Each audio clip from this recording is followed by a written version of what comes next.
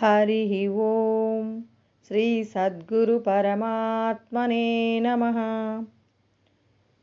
ओं श्रीकृष्ण परब्रह्मणे नमः।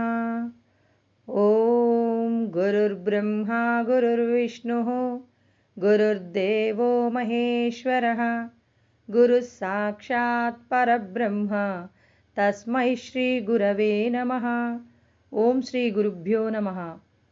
यस्य प्रसादादहमेव सर्वं मय्येव सर्वं परिकल्पितं च इत्थं विजानामि सदात्मरूपं तस्याङ्घ्रिपद्मं प्रणतोऽस्मि नित्यं।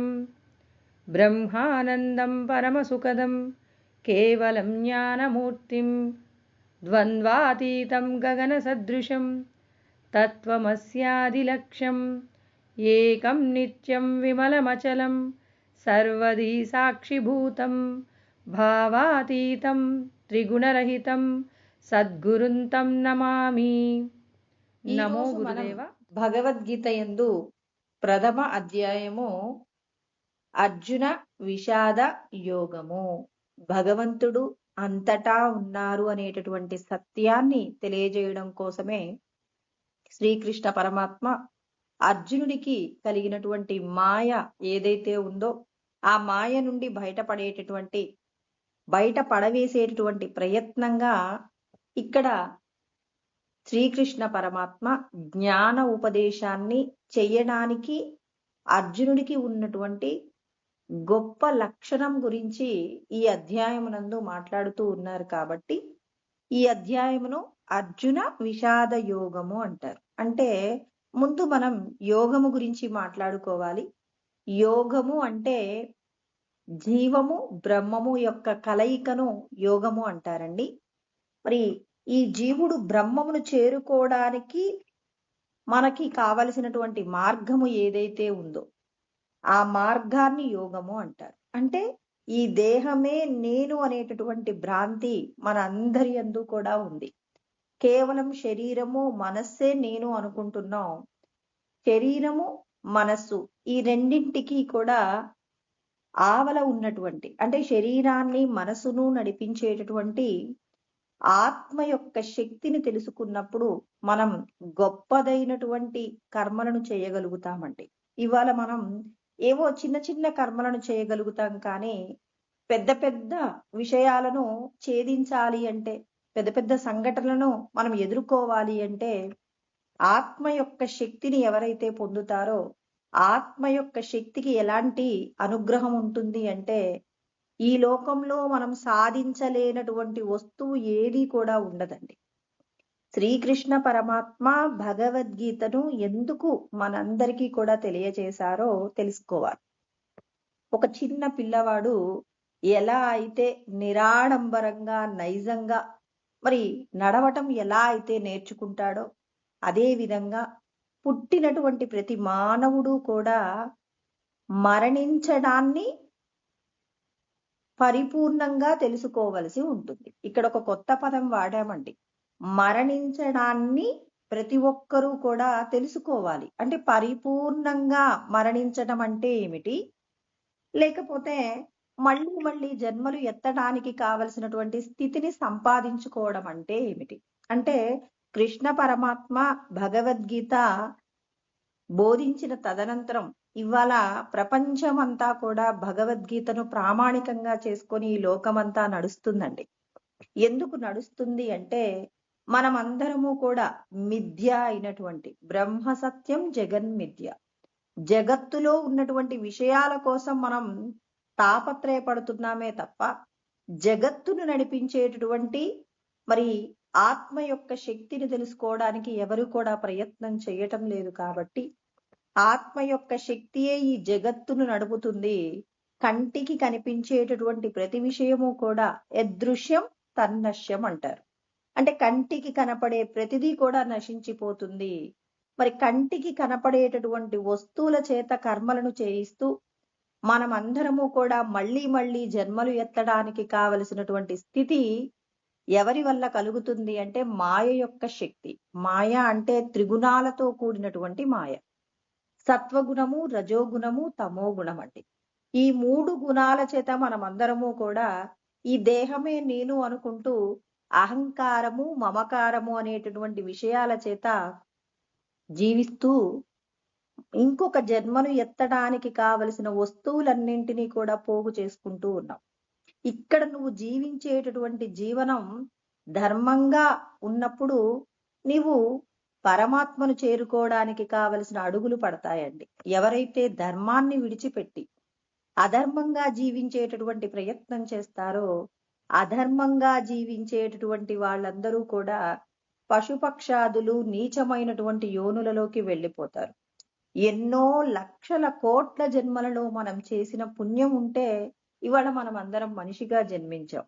మనమందరం అనుకుంటూ ఉన్నాం, మనిషిగా జన్మించానో ఈ లోకంలో నేను ఏదైతే అనుభవించాలనుకుంటానో, ఏదైతే అంటే కంటికి కనపడుతున్నటువంటి ఆకర్షణీయమైనటువంటి విషయాలన్నీ కూడా అనుభవించడానికే భగవంతుడు నాకు మానవ జన్మనిచ్చాడు. లోకంలో ఏ ప్రాణికి కూడా ఇటువంటి జన్మ లేదు. నేను గొప్పవాడను, సృష్టిలో ఉన్న ప్రతిదీ నేనే అనుభవించాలనే తాపత్రయం చేత మనం భగవంతుడు ఏదైతే ప్రామాణికతను సూచన చేశారో ఆ ప్రామాణికతను విడిచిపెట్టి అధర్మంగా మనం కోరుకున్న వస్తువును అనుభవించే ప్రయత్నం చేస్తున్నాం. అధర్మంగా అనుభవించినందుకు పరమాత్మ ఎటువంటి శిక్ష వేస్తారు అంటే, ఇవాళ మనం కొన్ని ప్రాణులను చూస్తున్నప్పుడు కొన్నింటిని చూడటానికి కూడా ఇష్టపడనటువంటి నీచమైనటువంటి జన్మలు చూస్తూ ఉంటాం. క్రిమి కీటకాదులు కానివ్వండి, పురుగులు కానివ్వండి, కొన్ని రకాల ప్రాణులు కానివ్వండి, వాటిని మనం చూడడానికి కూడా ఇష్టపడమండి.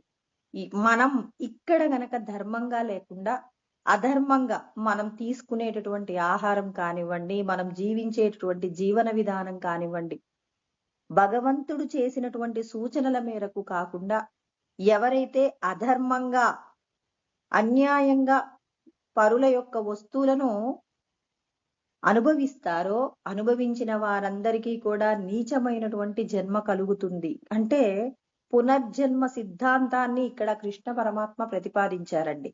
అంటే జన్మ లేకుండా చేసుకోవాలి అంటే ఇక్కడ భగవద్గీత యందు సమస్త ఉపనిషత్తుల యొక్క సారమైనటువంటి భగవద్గీత యందు చెప్పబడినటువంటి సత్యాలన్నింటినీ ఎవరైతే తెలుసుకుంటారో, తెలుసుకొని అనుభవపూర్వకమైనటువంటి జ్ఞానాన్ని పొందుతారో, ఇక్కడ మనం కేవలం వినటం గురించి మాట్లాడట్లేదండి. భగవద్గీతలో ఉన్న శ్లోకాలు తెలుసుకొని అందులో చెప్పబడిన విషయాలను ఇతరులకు చెప్పడం ద్వారా కాదు. పరమాత్మ ఏమంటారు? నచ తస్మాన్ మనుష్యేషు కశ్చిన్మే ప్రియకృత్తమః అంటారు. అంటే ఏంటి?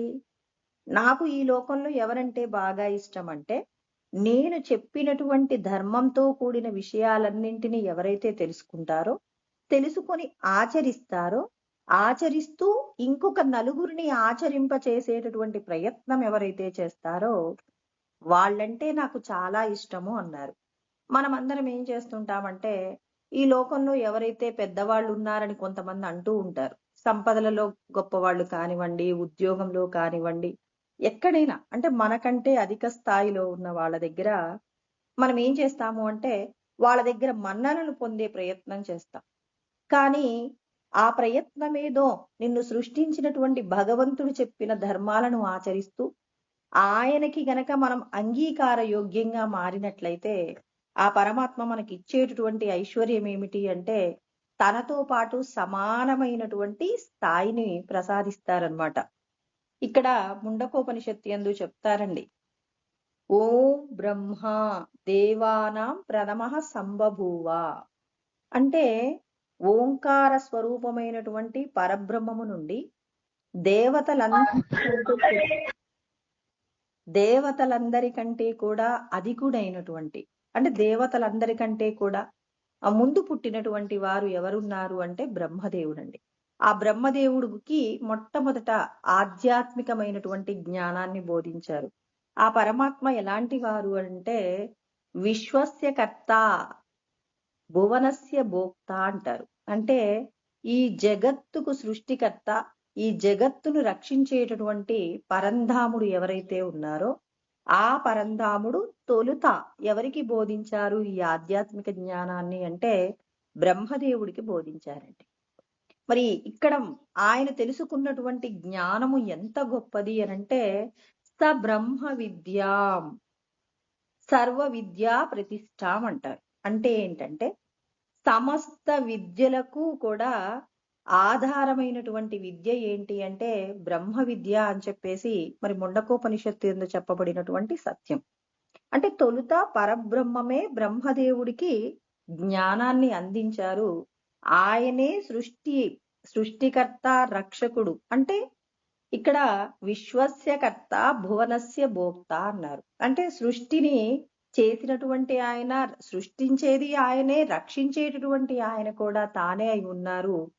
ఆయన చెప్తున్నారు విద్యలన్నింటిలో కూడా, అంటే సమస్త విద్యలన్నింటికీ కూడా ఆధారమైనటువంటి విద్య ఏమిటి అంటే బ్రహ్మ విద్య అంటున్నారు. అంటే బ్రహ్మ విద్యను తెలుసుకున్నటువంటి వారు ఇక పరబ్రహ్మమును పొందవచ్చు అంటున్నారు. అందుకే కస్మిన్నో భగవో విజ్ఞాతే సర్వమిదం విజ్ఞాతం భవతి ఇతి అంటారు.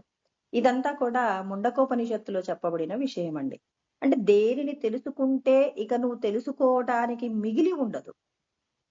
అంటే ఏ జ్ఞానాన్ని తెలుసుకుంటే ఇక నీకు సమస్తము కూడా అర్థమవుతుందో అటువంటి జ్ఞానము ఇక్కడ మనకు అందించబడుతుంది. అందుకే కృష్ణ పరమాత్మ భగవద్గీతలో అధ్యాత్మ విద్యా విద్యానం అంటారు. ఆధ్యాత్మిక విద్యలన్నింటిలో కూడా గొప్పదైనటువంటి విద్య ఏమిటి అంటే మరి ఈ బ్రహ్మ జ్ఞానమే. అంటే విద్యలన్నింటిలో గొప్పది బ్రహ్మ విద్య.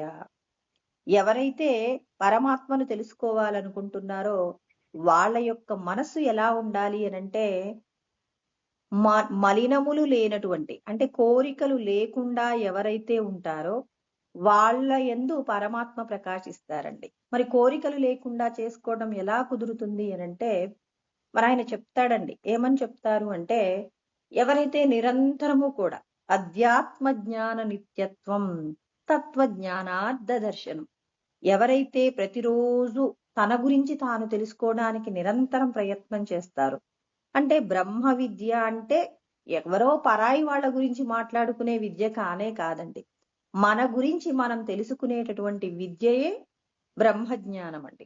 అధ్యాత్మ జ్ఞానం అంటే నీ గురించి నువ్వు తెలుసుకునేటటువంటి జ్ఞానము. నీ గురించి నువ్వు తెలుసుకుంటున్నప్పుడు ఇక్కడ తత్వ జ్ఞానార్థ దర్శనం అంటున్నారు. అంటే తత్వమును నువ్వేం చేయాల్సి ఉంటుంది. తత్వం అంటే ఏంటి? తత్ అంటే పరమాత్మ, త్వం అంటే నీవు. ఆ పరమాత్మయే నీవు అని చెప్పేసి గురువు నీకు చేసినటువంటి ఉపదేశంలో ఆ ఉపదేశము నిజమా కాదా అని చెప్పేసి నువ్వు ప్రతిక్షణము కూడా ఏం చేయాలి అంటే విచారణ చెయ్యవలసి ఉంటుంది. విచారణ చేస్తూ మరి పరమాత్మ యొక్క శక్తి ఏంటి, కంటికి కనిపించేటటువంటి వస్తువులన్నీ కూడా ఏ విధమైనటువంటి లక్షణాలు కలిగి ఉన్నాయి. అంటే పరమాత్మ ఎప్పటికీ కూడా నశించిపోరండి. మరి కంటికి కనపడే ప్రతి వస్తువుకు కూడా నాశనం అనేది ఉంటుంది. కాబట్టి నశించిపోయేటటువంటి విషయాల యొక్క ప్రాధాన్యత తగ్గి ఎవరైతే మరి విశ్వమంతటా వ్యాపించి ఉన్నటువంటి పరబ్రహ్మమును గురించి తెలుసుకునే ప్రయత్నం చేస్తారో వారు పరమాత్మను పొందుతారు అంటారు. అందుకే అధ్యాత్మ జ్ఞానాన్ని ఎవరైతే నిరంతరము కూడా స్మరణ చేస్తూ ఉంటారు. అధ్యాత్మ నిత్య వినివృత్త కామాహ. నిత్య అంటే ఉదయం ఒకసారి సాయంత్రం ఒకసారి కాదండి, నిత్యము అనుక్షణము కూడా. నువ్వెవరు అంటే నేను ఆత్మని అనేటటువంటి జ్ఞానాన్ని ఎవరైతే కలిగి ఉంటారో అలా కలిగి చేసేటటువంటి ప్రతి పని కూడా స్వార్థమైనటువంటి ప్రయోజనం కోసం కాకుండా నిస్వార్థంగా ఎవరైతే పరులకు శ్రేయస్సు కలిగేలాగా కర్మ చేస్తారో అటువంటి వారందరూ కూడా వినివృత్త కామాహ అంటే కోరికల నుండి విడిపడతారు. అంటే ఇప్పుడు నేను ఇది అన్నప్పుడు నా కుటుంబం గురించి ఆలోచిస్తానండి. మరి నా కుటుంబం గురించి ఆలోచన కాకుండా లోకము యొక్క శ్రేయస్సు ఎప్పుడు నేను ఆలోచించగలుగుతానంటే నేను ఈ దేహము కాదు, ఈ దేహానికి సాక్షి అయినటువంటి ఆత్మయే నేను అని నిరంతరము స్మరణ చేసినప్పుడు నాలో ఉన్నటువంటి పరాత్పరుడైనటువంటి భగవంతుణ్ణి మేల్కొనే ప్రయత్నంగా నేను నిరంతరం చేసే కర్మ నిస్వార్థంగా పరులకు ఉపకారం జరిగేలాగా నేను కర్మ చేసినప్పుడు నా మనసు యందు స్వార్థంతో కూడిన కర్మలన్నీ కూడా నశించిపోతాయి. కర్మలన్నీ నశించిపోయినప్పుడు మాత్రమే మనం భగవంతుణ్ణి తెలుసుకోగలుగుతాము. మనందరికీ కూడా నువ్వెవరు అనంటే నేను ఫలానా అని చెప్పేసి చెప్పుకుంటాం. నేను ఫలానా వారికి కూతుర్ని, ఫలానా వారికి తల్లిని, తర్వాత ఫలానా అనేది నేను ప్రతి నిమిషం కూడా చెప్పుకుంటానండి. అంటే ఈ దేహానికి సంబంధించిన విషయాన్ని మనం నిద్రలో బాగా నిద్రపోతున్నప్పుడు లేపి మీరెవరు అంటే నేను వెంటనే ఏం చెప్తాను, నా పేరు చెప్తాను, ఫలానా ఫలానా అని చెప్పేసి నా గురించిన విషయాలన్నీ చెప్తాం. కానీ మరి ఎన్ని తెలుసుకున్నప్పటికీ కూడా నేను ఆత్మని అని మన మనసు గుర్తించట్లేదండి. ఎవరి మనసైతే నేను ఆత్మయే కానీ ఈ దేహం కాదు అని అనునిత్యము కూడా మరి మన మనసు యందు స్మరణ జరుగుతుందో, ఆ స్మరణ ఏం చేస్తుంది అంటే మనం చేసేటటువంటి ప్రతి కర్మ కూడా భగవంతుణ్ణి తెలుసుకోవడానికి కావలసినటువంటి స్థితిని ప్రసాదిస్తుంది. నువ్వు ఆత్మవా అనాత్మవా అనేటటువంటి జ్ఞానము ప్రతి ఒక్కరికి కూడా ఉండాలండి. అందుకే ఇక్కడ చెప్తారు, ఆత్మ అనాత్మ పదార్థౌ ద్వౌ భోక్తృ భోగ్యత్వ లక్షణౌ బ్రహ్మయేవ ఆత్మ న దేహాది ఇది వేదాంత డిండిమా అని చెప్పి శంకరాచార్యుల వారు చాలా చక్కగా అర్థమయ్యేటటువంటి రీతిలో మరి ఆయన వేదాంత డిండిమా అనే గ్రంథంలో వివరించారండి.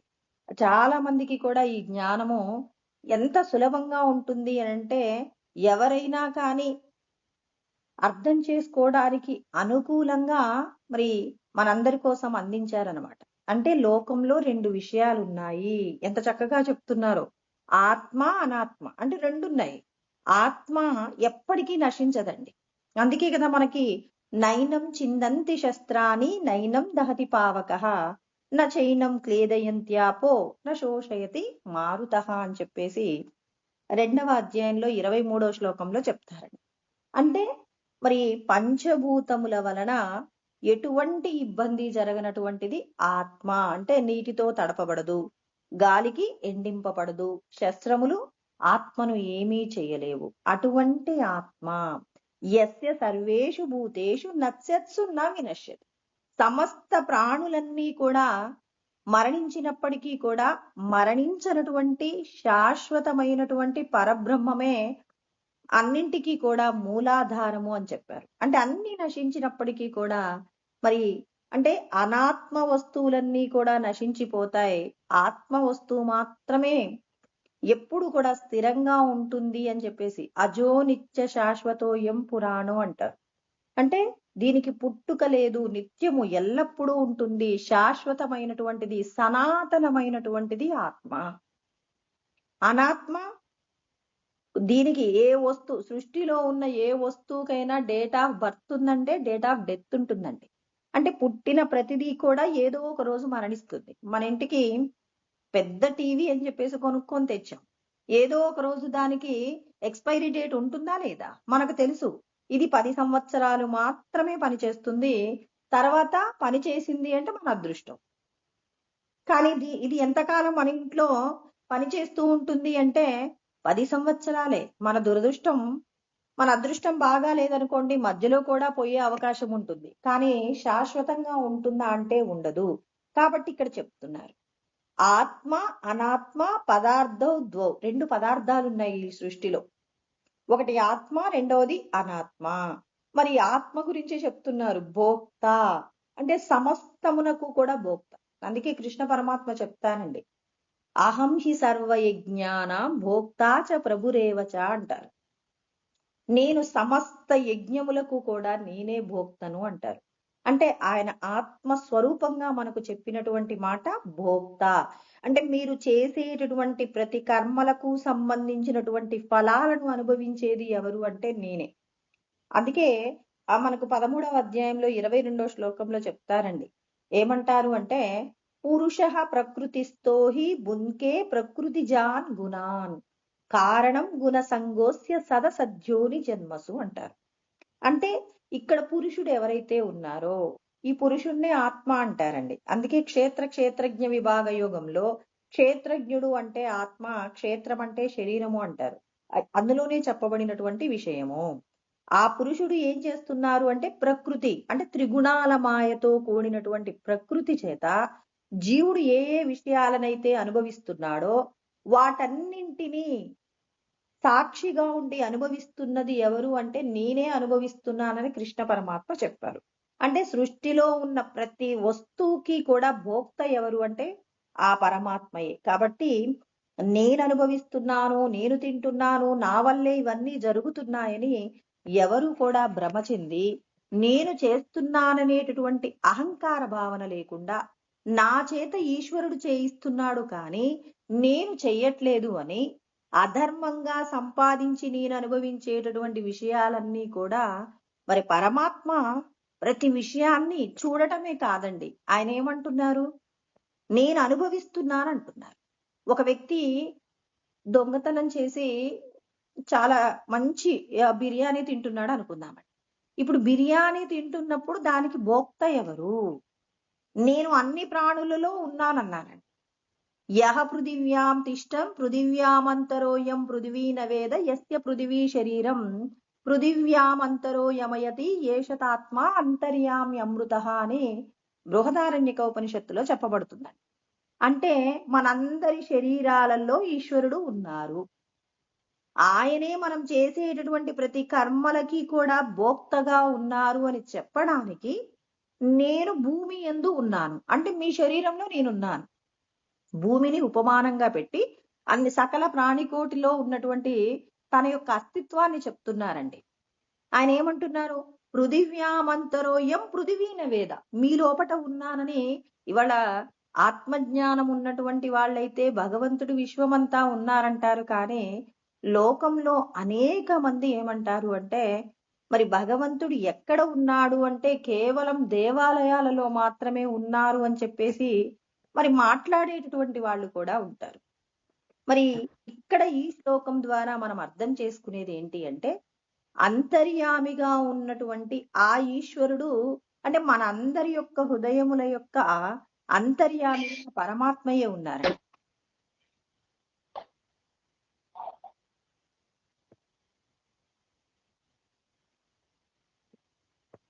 మన అందరి లోపట అంతర్యామిగా ఉన్నటువంటి పరంధాముడు. మరి ఆయనే మనం చేసినటువంటి ప్రతి కర్మకు కూడా భోక్తగా ఉన్నారు. ఇవాళ నువ్వు సుఖాన్ని అనుభవించాలా లేకపోతే దుఃఖాన్ని అనుభవించాలా అని ఎవరు నిర్ణయిస్తున్నారు? ఎవరు నిర్ణయిస్తున్నారంటే నీ లోపట ఉన్నటువంటి ఆ పరమాత్మయే నిన్నేం చేస్తున్నాడు, నీ చేత ఈ రోజు సుఖము దుఃఖము అనుభవింపచేసేటటువంటి ప్రతి కర్మకు కూడా మరి భగవంతుడు సాక్షిగా ఉండటమే కాదు అనుభవిస్తానంటున్నారు. అనుభవిస్తాను అంటున్నప్పుడు మనం చేసేటటువంటి కర్మల యొక్క దోషములన్నీ కూడా పరమాత్మ అనుభవిస్తూ ఉన్నారు. అంటే మన లోపట భగవంతుడు ఉన్నారు అంటున్నామండి. అహం వైశ్వానరో భూత్వా ప్రాణినాం దేహమాశ్రిత ప్రాణాపాన సమాయుక్త పచామ్యన్నం చతుర్విధం అంటారు. అంటే లోపట నేను వైశ్వానరుడిగా ఉండి మీరు తీసుకున్నటువంటి ఆహారాన్ని పచనం చేస్తున్నానన్నారు.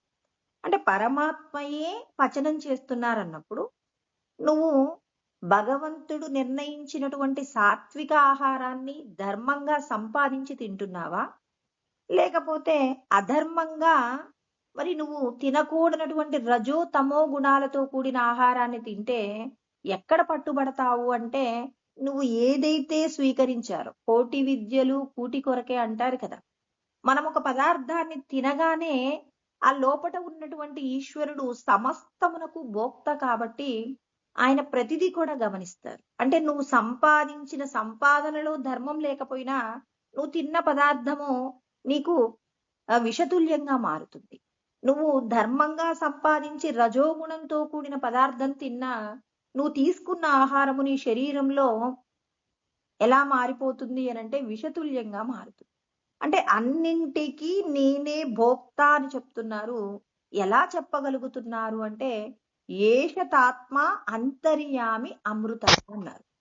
అంటే అమృత స్వరూపమైనటువంటి, అంటే సాక్షిగా ఉండి నేను అమృత స్వరూపమైన అంతర్యామిగా నేనున్నానని మనకు కృష్ణ పరమాత్మ తెలియజేస్తూ ఉన్నారు.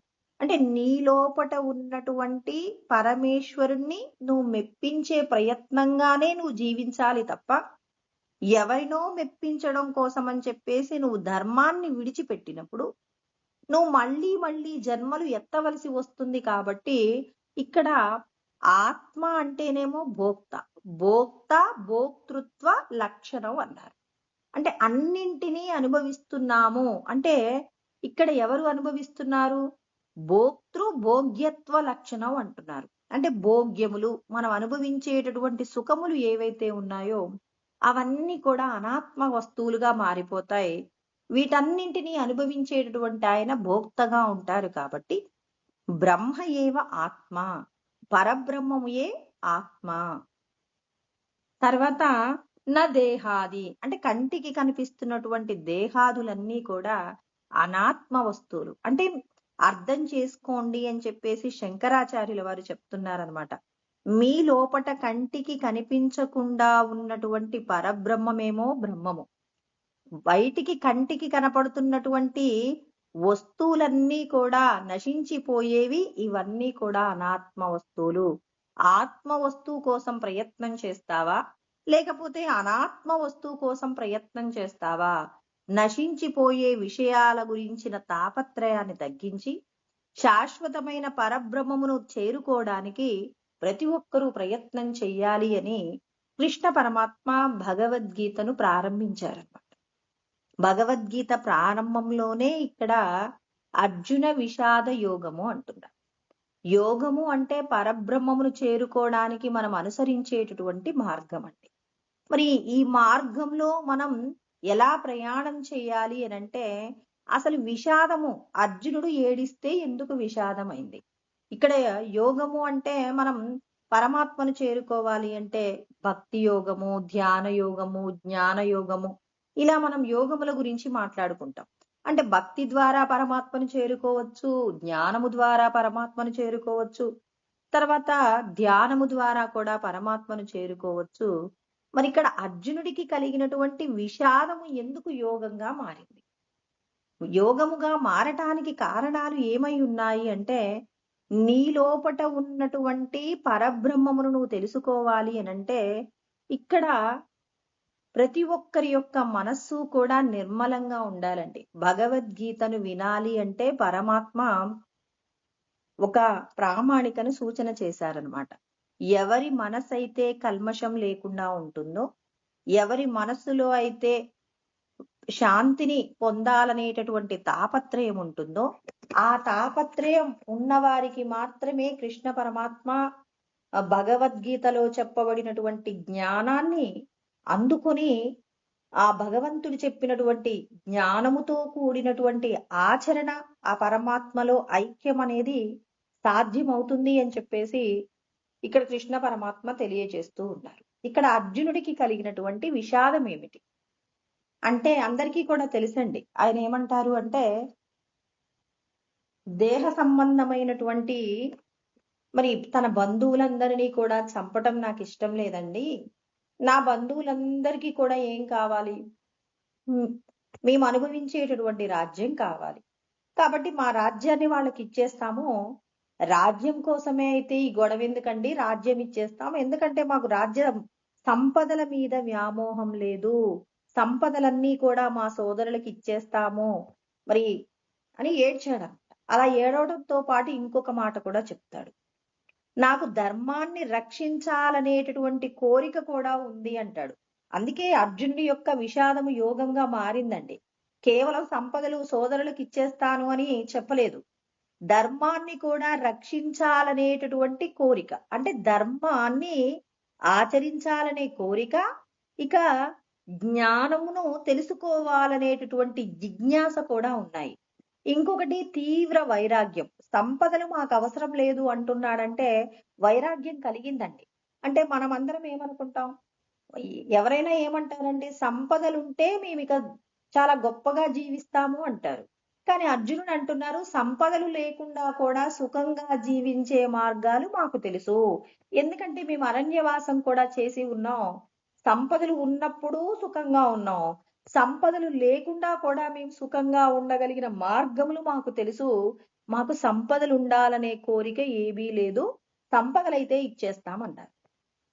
ఇంకా ఏమన్నారు? ధర్మాన్ని ఆచరించాలనేటటువంటి కోరిక కూడా ఉంది. అసలు జ్ఞానాన్ని తెలుసుకోవాలనేటటువంటి ఉత్సుకత, జిజ్ఞాస కూడా అర్జునుడికి కలిగి ఉంది. అంటే సంపదల మీద విరక్తి కలిగినటువంటి వారికి మరి పరమాత్మను చేరుకోగలిగినటువంటి మరి అవకాశం ఉంటుంది అనే సత్యం అర్జునుడికి కలిగినటువంటి ఆ వైరాగ్య భావన ద్వారా తెలుస్తుంది. అంటే ఈ లోకంలో ఉన్న సంపదల వల్ల పూర్ణమైన ఆనందాన్ని పొందలేము అనే సత్యం ప్రతి ఒక్కరు కూడా తెలుసుకోవాలి అని చెప్పేసి మరి ఇక్కడ మనం అర్థం చేసుకోవలసి ఉంటుంది. అంటే భగవంతుణ్ణి పొందాలి అంటే మనం సంపదల ద్వారా, అంటే సంపదల మీద ఉన్న వ్యామోహం తగ్గితే తప్ప భగవంతుణ్ణి చేరుకోవడానికి కావలసిన స్థితి దొరకదండి. నాకున్న సంపదలు గొప్పవి, నేనెవరినైనా శాసించగలను అనే అహంకారం ఉన్నటువంటి వారికి భగవంతుడు చెప్పేటటువంటి మాటలు రుచించవండి. కాబట్టి ఇక్కడ అర్జునుడు ఏమంటున్నాడు? ధర్మాన్ని తెలుసుకోవాలనేటటువంటి ప్రయత్నము ఉంది కాబట్టి కృష్ణ పరమాత్మ అతనికి సత్యము తెలియచేసేటటువంటి ప్రయత్నం. ఇక్కడ అర్జునుడు అంటాడండి, ఈ 3 లోకాలు అన్నీ కూడా, అంటే నేను 3 లోకాలను జయించాను అంటాడండి. ఎక్కడ అంటే 2వ అధ్యాయం 8వ శ్లోకంలో మాట్లాడతారు. ఏమంటారు అంటే అవాప్య భూమావసపత్న వృద్ధం రాజ్యం సురానామపి చాధిపత్యం అంటారు. అంటే 3 లోకాల యొక్క అధికారాన్ని కూడా నేను పొంది ఉన్నాను, కానీ యచ్చోకముచ్చోషణం ఇంద్రియానాం అంటాడు. ఇక్కడ ఒక మాట చాలా గమ్మత్తుగా మాట్లాడతాడు. నహి ప్రపశ్యామి మమాపనుద్యార్ యచ్చోకముచ్చోషణం ఇంద్రియాన. ఇంద్రియములు పెట్టేటటువంటి బాధ నుంచి నేను బయటపడలేకపోతున్నాను. 3 లోకాలు నేను జయించడం సులభంగా జరిగింది, కానీ ఇంద్రియాలకు కావలసినటువంటి విధంగా జ్ఞానాన్ని అందించి వాటిని సముదాయించలేకపోతున్నాను. ఇంద్రియాలు పెట్టే బాధ ఏంటి అంటే వీళ్ళందరూ నా వాళ్ళు. ద్రోణాచార్యుల వారు విద్య నేర్పినటువంటి గురువు, భీష్మాచార్యుల వారు ఎత్తుకొని పెంచినటువంటి తాతగారు, ఇక అక్కడ ఉన్నటువంటి వాళ్ళందరితో వీళ్ళందరూ కూడా పాండురాజు కుమారులందరూ కూడా చిన్నప్పటి నుంచి కూడా కలిసి పెరిగారు. మరి వీళ్ళందరినీ చంపి మరి వీళ్ళందరినీ చంపడం వల్ల వచ్చేటటువంటి రాజ్యం ఏదైతే ఉందో ఆ రాజ్యాన్ని అనుభవించడం కంటే కూడా గురువున హత్వాహి మహానుభావాన్ శ్రేయో భోక్తుం వైక్షమహీహ లోకే అంటారు. అంటే నాకు వీళ్ళందరినీ చంపడం వల్ల వచ్చేటటువంటి రాజ్యం ఏదైతే ఉందో దానిని తీసుకోవడం కంటే కూడా భిక్షమెత్తుకొని నేను జీవించడం చాలా శ్రేష్టమైనది అని చెప్పేసి మరి అర్జునుడు మాట్లాడతాడనమాట. అంటే తనకు కలిగేటటువంటి వైరాగ్యం ఏంటి అంటే బంధు ప్రీతి నన్ను వేధిస్తుంది అని చెప్పారు. ఇప్పుడు మనమందరము కూడా ఎవరైనా ధర్మాన్ని పాటించలేదనుకోండి, వెంటనే ఏం చేస్తాం? నిలదీస్తాం. నువ్వు ఇలా చేయకూడదు, ఇలా చేయకూడదు అంటాం. అదే మన సొంత వాళ్ళు, కన్నవాళ్ళు, లేకపోతే సోదరులో ఇంకెవరైనా మన బాగా తెలిసినటువంటి ఆప్తులైనటువంటి వాళ్ళు ఎవరైనా తప్పు చేశారనుకోండి, అప్పుడు వెంటనే ఏమంటామంటే ఈ ధర్మం ఏముందండి, ఏదో ఒకటి చెప్తుందిలే, కానీ క్షమించాలండి. బంధువులను పోగొట్టుకుంటామా? ఇవాళ ఆప్తులను పోగొట్టుకుంటే రేపు వస్తారా? మరి మనం పుట్టుకతోనే, అంటే ఈ శరీరాన్ని పొందినప్పుడే మరి రక్త సంబంధీకులనే వాళ్ళని భగవంతుడు నిర్ణయించి ఉంటారు. వీళ్లతో చివరి వరకు మనము జీవించవలసి ఉంటుంది. మరి వాళ్ళు చేసిన తప్పులను క్షమించాలి, కానీ మరి ధర్మం కోసం అని చెప్పేసి వాళ్ళని పోగొట్టుకుంటామా అని చెప్పేసి మనం ఏం చేస్తాం? ఎన్ని నీతి సూత్రాలు తెలిసినప్పటికీ కూడా సొంత వాళ్ళు తప్పు చేస్తే క్షమించే ప్రయత్నం చేస్తాం. అదే పరాయి వాళ్ళు ఇదే తప్పు చేశారనుకోండి, ఎటువంటి దండన విధిస్తాము అంటే చాలా గొప్పదైనటువంటి దండన విధించే ప్రయత్నం చేస్తాం. అందుకే ఇక్కడ అర్జునుడికి మనకంటే గొప్పగా మరి విషాదం ఏమీ కలగలేదు. మనకి కూడా ఈ వైరాగ్యం ఉందండి. అందుకే ఇవాళ మనమందరము కూడా భగవంతుడు చెప్పేటటువంటి జ్ఞానాన్ని తెలుసుకునేటటువంటి ప్రయత్నంలో మనం ఉన్నాం.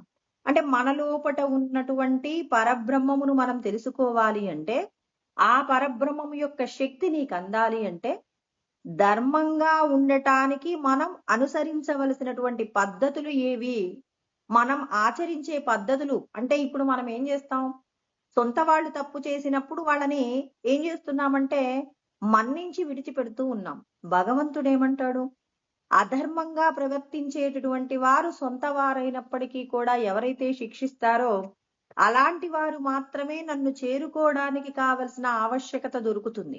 అంటే దేహబంధాల కోసం ధర్మాన్ని విడిచిపెట్టినటువంటి వారు నన్ను చేరుకోకుండా మళ్ళీ మళ్ళీ జన్మలెత్తుతారు. ఎవరైతే ధర్మో రక్షతి రక్షితః అంటారు. ఎవరైతే ధర్మం కోసం తన సొంత వాళ్ళు తప్పు చేసినా వాళ్ళని ఎవరైతే దండించే ప్రయత్నం చేస్తారో, అంటే ఇక్కడ మీరు ఏం చేస్తున్నారు, ధర్మాన్ని రక్షిస్తున్నారు. ఎవరైతే ధర్మాన్ని రక్షిస్తారో, ఇప్పుడు మనం మన బంధువులు తప్పు చేస్తే శిక్షించామండి. ఇప్పుడు మన బంధువుల నుంచి మనకేమవుతుంది అంటే ఎడబాటు కలుగుతూ ఉందండి. ఇప్పుడు మనమేం ఆలోచిస్తాం, అయ్యో మా బంధువులందరితో మేము గొడవలు పెట్టుకున్నాం, వాళ్ళేదో అధర్మంగా ఉన్నారని చెప్పేసి మనం వాళ్ళందరినీ విడిచిపెట్టేశాం. రేపు నాకేదైనా కష్టం వస్తే ఎవరు రక్షిస్తారు, ఈ లోకంలో నన్ను రక్షించే వాళ్ళెవరు, నాకు పుట్టుకతో తెలిసినటువంటి వాళ్ళు నా సోదరులు వీళ్లే కదా, మరి ఈ బంధువులతో వైరం అనేది నాకు మంచి ప్రయోజనాలను ఇవ్వదు అని చెప్పేసి మనమందరము కూడా చాలా భయపడతామండి. మరి పరమాత్మ అంటున్నారు, నీకు కష్టం వస్తే ఆ కష్టం నుంచి బయటపడవేసేటటువంటి శక్తి కూడా నీకు అందుతుంది. అంటే నువ్వు ఏ ధర్మాన్ని రక్షిస్తే ఆ ధర్మమే నిన్ను రక్షిస్తుంది. నువ్వు ధర్మం కోసమే జీవించాల్సి ఉంటుంది. కానీ మరి బంధు ప్రీతి కోసం అని చెప్పేసి అధర్మాన్ని ఎవరైతే ప్రోత్సహిస్తారో, ప్రోత్సహించినటువంటి వాళ్ళందరూ కూడా అనేకమైనటువంటి నీచమైనటువంటి జన్మలు పొందుతారు. నీచమైన జన్మలను పొందకుండా శాశ్వతమైనటువంటి పరబ్రహ్మమును పొందాలనుకున్నటువంటి వాళ్ళందరూ కూడా అర్జునుడికి కలిగినటువంటి వైరాగ్యం ఎవరికైతే కలుగుతుందో వాళ్ళందరూ కూడా అర్జునుడిలాగే పరమశాంతిని పొందడానికి కావలసినటువంటి గీతా ఉపదేశాన్ని పొంది ఆ గీత యందు చెప్పబడినటువంటి జ్ఞానంతో కూడినటువంటి ఆచరణ ఎవరైతే చేస్తారో అలా ఆచరణ చేసినటువంటి వారు పరబ్రహ్మమునే పొందుతారు. అందుకే ఆ భగవద్గీతలో కృష్ణ పరమాత్మ చేసినటువంటి జ్ఞాన ఉపదేశానికి చిట్ట చివర అర్జునుడు మొట్టమొదట ఏమంటున్నాడు, నేను యుద్ధం చేయనండి, నా వాళ్ళందరినీ చంపవలసి వస్తుంది, అలా కుదరదండి అని చెప్పేసి అన్నాడు. ఇక్కడ ఆయన ఒప్పుకుంటున్నాడు, ఇంద్రియాలు నన్ను ఇబ్బంది పెడుతున్నాయి. ఇవాళ మన అందరి యొక్క పరిస్థితి కూడా అదేనండి. ధర్మమా లేకపోతే మరి మనం స్నేహబంధము, తర్వాత ఇంకా పుట్టుకతో వచ్చినటువంటి రక్తబంధం, వీటి గురించి ఆలోచిస్తూ అధర్మంగా ఉన్నటువంటి వారికి మనం చేయూతనిచ్చేటటువంటి ప్రయత్నం చేస్తాం. అధర్మంగా ఉన్నటువంటి వారికి చేయూతనిస్తే ఎన్నో జన్మలలో మనం చేసిన పుణ్యం ఉంటేనే ఇవాళ మానవ జన్మ మనకు దొరికిందండి. మంచేదో చెడేదో నిర్ణయించుకోగలిగినటువంటి జన్మ అంటే మానవ జన్మ. మరి ఈ మానవ జన్మను ధర్మాన్ని ఆచరిస్తూ నిన్ను నువ్వు తెలుసుకునే ప్రయత్నం చేస్తావా, లేకపోతే నేను పుట్టుకతోనే నా తోడ పుట్టినటువంటి వాళ్ళు, నా కడుపున పుట్టినటువంటి వాళ్ళు అని చెప్పేసి అధర్మంగా జీవించేటటువంటి వారికి చేయూతనిస్తావా? మరి నీకు నువ్వు నిర్ణయించుకోవాలి. అంటే ఏంటి అంటే నువ్వు ఎందుకు పుట్టావో తెలుసుకోవాలి. నువ్వెవరు, నువ్వు ఆత్మవా లేకపోతే మరి దేహమా? దేహమే నేను అనేటటువంటి భావన ఉందనుకోండి, దేహాభిమానం కలిగినప్పుడు మనం ఏం చేస్తామంటే ఈ దేహాభిమానంతోనే మరి చెయ్యకూడనటువంటి పాపపు కర్మలన్నీ చేస్తాం. ఈ దేహము నేను కాదు, దేహాన్ని నడిపించేటటువంటి దైవమే నేను అనుకున్నప్పుడు మరి నిన్ను నువ్వు తెలుసుకునే ప్రయత్నం. అందుకే నేను ఇందాక ఒక మాట చెప్పానండి, ఏమన్నాము అంటే పరిపూర్ణంగా మరణించడం ఎలాగో తెలుసుకోవలసి ఉంటుంది. ఎందుకు అంటే ఇక్కడ మనమందరం ఏం చేస్తున్నాం, ఒక ప్రాణి తనను తాను తెలుసుకోవాలి. నువ్వు ఒక వాదివా, త్యాగివా, లేకపోతే మరి నువ్వెవరు అంటే నేను కేవలం ఈ దేహాన్ని నడిపించేటటువంటి దైవ శక్తినే అనేటటువంటి భావన నీ మనసు యందు పదిలపడినప్పుడు మాత్రమే నిన్ను నువ్వు ఉద్ధరించుకోవడానికి అధర్మంగా ప్రవర్తించే వారికి నువ్వు ఏం చేయవు అంటే వాటికి తోడ్పాటును అందించకుండా ఉండాలి. అంటే అధర్మంగా ప్రవర్తించేటటువంటి వారి పక్కన ఎవరైతే ఉంటారో వాళ్ళందరూ కూడా నీచమైనటువంటి జన్మలు పొందవలసి ఉంటుంది. ఎన్నో లక్షల కోట్ల జన్మల ప్రయత్నం ఉంటే తప్ప మానవ జన్మ రాదు. మానవ జన్మ వచ్చినా నిన్ను నువ్వు తెలుసుకోగలిగిన యోగ్యత దొరికింది అంటే నువ్వు చేసేటటువంటి సత్కర్మల యొక్క ప్రయత్నం. అంటే ఇతరులకు అపకారం చేయకుండా ఎప్పుడూ పరులకు ఉపకారం చేసేటటువంటి ప్రయత్నంగా నీ యొక్క మనస్సు, శరీరము, వాక్కు ఉన్నప్పుడే భగవంతుడు నీకేం చేస్తారు అంటే నీవెవరో నువ్వు తెలుసుకోగలిగినటువంటి మరి సద్గురువు యొక్క స్వరూపాన్ని నీకు అందచేస్తారు. అంటే ఆ పరమాత్మయే సద్గురువుగా వచ్చి నీకు జ్ఞాన ఉపదేశం చేస్తున్నారండి.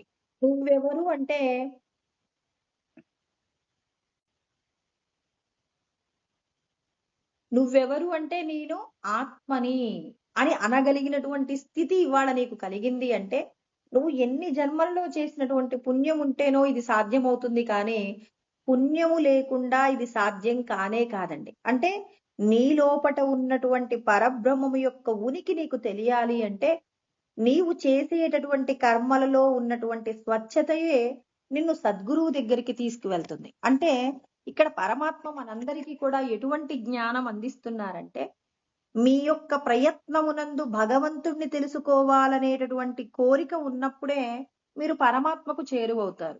అయ్యో మేము ఎప్పుడు అనుకోలేదండి భగవంతుడు ఎక్కడున్నాడో తెలుసుకోవాలని అనుకోలేదు.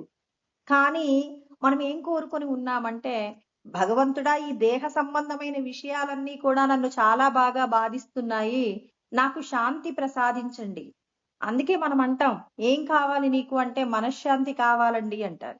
ఎవరైతే శాంతిని కోరుకుంటారో కోరుకున్నటువంటి వారికి భగవంతుడు ఇచ్చేటటువంటి బహుమానం ఏమిటి అంటే నీవెవరో నువ్వు తెలుసుకోగలిగినటువంటి యోగ్యతను ప్రసాదిస్తూ ఉన్నారు. ఈ సత్యం తెలియనటువంటి వాళ్ళు మరుగులో ఉంటున్నారండి. దేహ సంబంధమైనటువంటి విషయాల కోసం తాపత్రయపడుతూ దేహాభిమానము చేత తనను తాను కోల్పోతున్నాడు. దేహ సంబంధమైన విషయాల కోసం అని చెప్పేసి ఎన్ని పొరపాట్లు చేసైనా గొప్పగా జీవించాలని తాపత్రయపడుతున్నాడు జీవుడు. తనను తాను తెలుసుకోగలిగిన యోగ్యత దొరికినందుకు మనం ఎన్నో కోట్ల జన్మలలో మనకున్నటువంటి అంటే మనం చేసేటటువంటి కర్మలలో ఉన్న స్వచ్ఛతయే మనం పరమేశ్వరుని తెలుసుకునేటటువంటి ప్రయత్నంగా ముందుకు పోతున్నాం. కాబట్టి ఇక్కడ అర్జునుని యొక్క విషాదము మనందరికీ కూడా ఉంది. అంటే కేవలం అర్జునుడికి కలిగినటువంటి విషాదము కాదు, ఈ లోకంలో ఉన్న ప్రతి మానవుడు కూడా తనను తాను తెలుసుకునేటటువంటి ప్రయత్నంగా దేహ సంబంధమైన విషయాల మీద ఎవరికైతే విరక్తి కలుగుతుందో, అంటే సంపదల మీద వ్యామోహం ఎవరికైతే తగ్గుతుందో, పరమశాంతిని పొందాలనుకుంటున్నారో, ధర్మాన్ని ఆచరించడం కోసం ఎవరైతే నిరంతరం ప్రయత్నం చేస్తున్నారో, అలా ప్రయత్నం చేస్తున్న ప్రతి ఒక్కరికి కూడా ఈశ్వరుడు వారు చేసుకున్నటువంటి కర్మానుసారంగా జ్ఞానాన్ని అందిస్తూనే ఉన్నారు. ఇవాళ మనం అందరము కూడా భగవద్గీత యందు చెప్పబడిన సత్యాలు తెలుసుకుంటున్నామండి. కానీ అందరూ ఎందుకు ఆచరించలేకపోతారు అంటే ఒక తరగతి గదిలో ఒక 40 మంది పిల్లలుంటే 40 మంది పిల్లలకు కూడా ఒకే విధమైనటువంటి జ్ఞానం అందించబడుతుంది.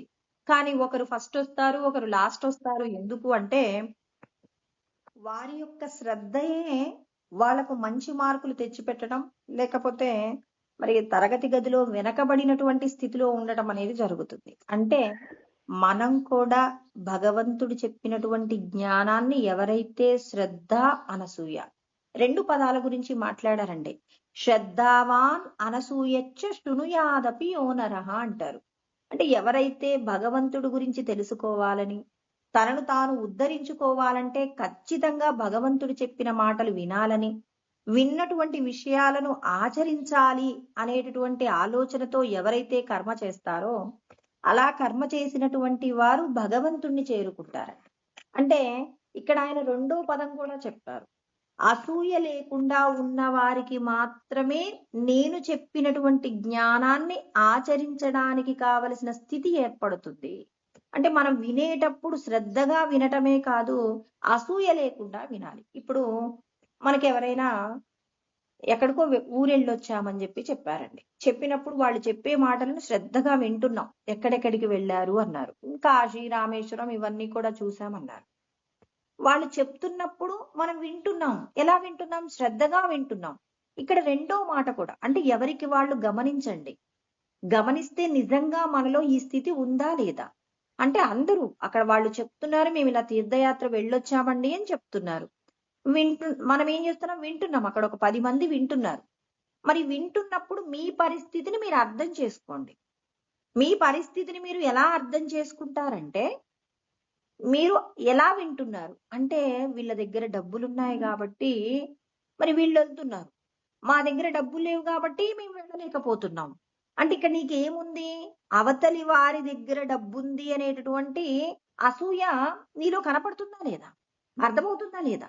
అంటే వినటంలో నువ్వేంటి, అబ్బా ఎంత పుణ్యం ఉంటే ఈశ్వరుడు మరి భగవంతుణ్ణి తెలుసుకోవడానికి కావలసినటువంటి స్థితిని ప్రసాదించాడు. అంటే తీర్థయాత్రలు చేశారు అంటే వాళ్ళు చేసినటువంటి పుణ్యఫలం ఉంటే తప్ప మరి వాళ్ళందరూ కూడా తీర్థయాత్రలకు వెళ్ళలేరండి. అన్ని యాత్రలను చేసి వచ్చారంటే ఇవాళ డబ్బున్న వాళ్ళందరూ కూడా తీర్థయాత్రలు చేసొస్తున్నారా? డబ్బు కాదండి. ఇక్కడ భగవంతుణ్ణి తెలుసుకోవాలనేటటువంటి ఉత్సాహం, భగవంతుణ్ణి పొందాలనేటటువంటి తాపత్రయం ఉన్నవారికి మాత్రమే ఈశ్వరుడు మరి తీర్థయాత్ర చేసేటటువంటి అవకాశం ఇస్తారు, కానీ అందరికీ కూడా ఇవ్వరు. అంటే ఇక్కడ నేను చెప్పబోయేటటువంటి విషయం ఏంటంటే, ఇక్కడ మనం వింటున్నటువంటి విషయంలో శ్రద్ధగా వింటున్నారు. ఏ ఏ ఊర్లు వెళ్ళారు అనేటటువంటి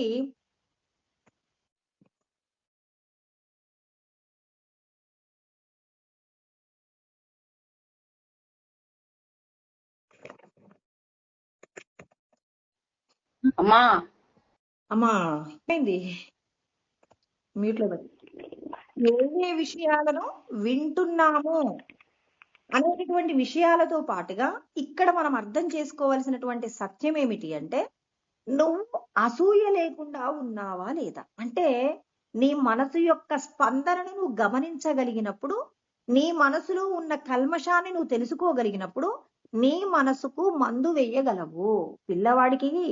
పిల్లవాడు ఏడుస్తున్నాడండి. మరి పిల్లవాడు ఎందుకు ఏడుస్తున్నాడు? వాడు కడుపు నొప్పితో ఏడుస్తున్నాడా? తలనొప్పితో ఏడుస్తున్నాడా? ఆకలి అవుతుందని ఏడుస్తున్నాడా? నిద్ర వస్తుందని ఏడుస్తున్నాడా? వాడిని నువ్వు పరిశీలనగా చూసినప్పుడు ఆ పిల్లవాడి యొక్క సిగ్నల్స్ ఉంటాయండి. ఇప్పుడు మీ పిల్లలు కడుపు నొప్పి వచ్చినప్పుడు ఒక్కొక్క పిల్లవాడు వాడి యొక్క విషయం అంతా కూడా తల్లిదండ్రులకు తెలుస్తుందండి.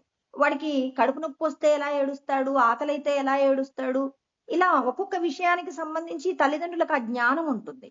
అంటే ఇక్కడ పిల్లవాడిని గమనించినటువంటి వాళ్ళైతే, అయ్యో నాన్న నీకు నిద్ర వస్తుందా పదా అని చెప్పేసి తీసుకెళ్తాం. అదే ఇప్పుడు మీ పిల్లవాడిని పక్కింట్లో వాళ్ళకి ఇచ్చారండి, ఈ ఒక్కరోజు చూసుకోండి మేము ఊరెళ్ళేస్తామండి అని చెప్పేసి ఇచ్చారు. ఇప్పుడు ఆ పిల్లవాడు ఏడుస్తున్నాడు. పక్కింటి వాళ్ళకి ఏమైనా అర్థమవుతుందా? ఎందుకు ఏడుస్తున్నావురా అంటే చెప్పలేడండి. 2 సంవత్సరాల పిల్లోడు. వాడు ఎందుకు ఏడుస్తున్నాడో తెలియదు. వెంటనే మనం వాళ్ళకి ఫోన్ చేసి మీ బాబు ఏడుస్తున్నాడండి, కారణం ఏంటో మాకు అర్థం కావట్లేదు అంటారు. అంటే ఏంటి ఇక్కడ? నీ మనస్సును నువ్వు గమనించడం నేర్చుకుంటే, ఇప్పుడు నువ్వు ఒక విషయాన్ని వింటున్నప్పుడు శ్రద్ధతో పాటుగా అసూయ లేకుండా ఉన్నావా అనేది నువ్వు పరిశీలన చేసుకోవాలి. కృష్ణ పరమాత్మ చూడండి, మన మనస్సు యొక్క అధ్యయనానికి ఎన్ని రకాల ఉపాయాలు చెప్తున్నారో. ఇది మనకు ఒక ఉపాయాన్ని చెప్తున్నారనమాట. అంటే నిన్ను నువ్వు తెలుసుకోవడానికి నీ మనస్సును నువ్వు పరిశీలన చెయ్యవలసి ఉంటుంది అని కృష్ణ పరమాత్మ మనందరికీ కూడా సూచన చేస్తున్నారు. అంటే నీ లోపట ఉన్న బ్రహ్మమును నువ్వు పొందాలి అంటే ముందు నువ్వు చెయ్యవలసిన పని ఏంటి? నువ్వు ఏదైనా ఒక విషయాన్ని వింటున్నప్పుడు శ్రద్ధగా విను. శృణ్వంతు తపస. అంటే తపస్సు జరుగుతుందండి. వింటున్నప్పుడే శ్రద్ధ, తపస్సు జరుగుతుంది. భగవద్గీత జ్ఞానం వింటున్నావా? పక్కింటి వాళ్ళు చెప్పే మాటలు వింటున్నావా? మీ ఇంట్లో వాళ్ళు చెప్పేటటువంటి విషయాలను వింటున్నావా? ఏ విషయాన్ని విన్నప్పటికీ కూడా నువ్వేం చేయాలి? శ్రద్ధ. ఈ శ్రద్ధ అనేది లేదనుకోండి, అశ్రద్ధయా హుతం దత్తం తపస్తప్తం కృతం చేయత్ అసదిత్యుచ్యతే పార్థన చ తత్ప్రేత్య నోయిహ అంటారు. అంటే అశ్రద్ధతో నువ్వు చేసిన తపస్సు, యజ్ఞము, హోమము, దానము అన్ని వృధా అంటారు. కాబట్టి శ్రద్ధ ఉండాలి. అంటే మనం చేసేటటువంటి పనులయందు మెలకువలు నేర్పిస్తున్నారు కృష్ణ పరమాత్మ. కేవలం శ్రద్ధ ఉంటే సరిపోతుందా? శ్రద్ధతో పాటుగా అసూయ లేనటువంటి తత్వాన్ని కూడా అలవర్చుకో. కేవలం అవతలి వారి యొక్క సంపదను చూసి అసూయ పడటం కాదండి. నువ్వు వినేటప్పుడు, ఇప్పుడు ఇందాక చెప్పాను కదండి, వాళ్ళు తీర్థయాత్రకు వెళ్ళొచ్చారన్నప్పుడు వింటున్నప్పుడు ఏం జరుగుతుందంటే భగవంతుడు నీ ఖాతాలో పుణ్యం వేయాలా పాపం వేయాలా కూడా నిర్ణయిస్తుంటాడు. ఎప్పుడు సాక్షిగా ఉంటాడు కదండి ఆయన. ఉపద్రష్టానుమంతాచ భర్త భోక్త మహేశ్వర అంటే సర్వసాక్షిగా ఉంటాడు ఆయన. ఆయన గమనిస్తుంటాడు. నేను వింటున్నానండి, ఏ పని చెయ్యట్లా, ఎవరికి హాని చెయ్యట్లేదండి నేను. వాళ్ళు అంటున్నారు తీర్థయాత్రకు వెళ్ళొచ్చాను అంటున్నారు, నేను వింటున్నానండి.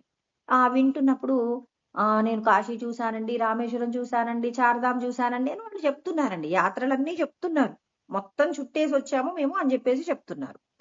మరి చెప్తున్నప్పుడు ఇప్పుడు నేను చూడని విషయాలను వాళ్ళు కొన్ని చూశానంటున్నారు. ఇప్పటి వరకు అన్ని నేను చూశాననే ఆ గర్వం నాలో ఉంది, అహంకారం నాలో ఉంది.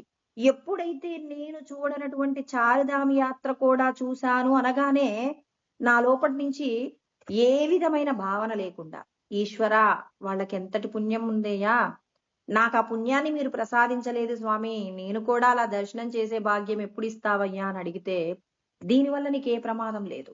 అవసరమైతే భగవంతుడు ఏం చేస్తాడు, నువ్వు త్వరలోనే ఆ యాత్రను దర్శనం చేసేలాగా నీకు ఆశీర్వాదం ఇస్తారు.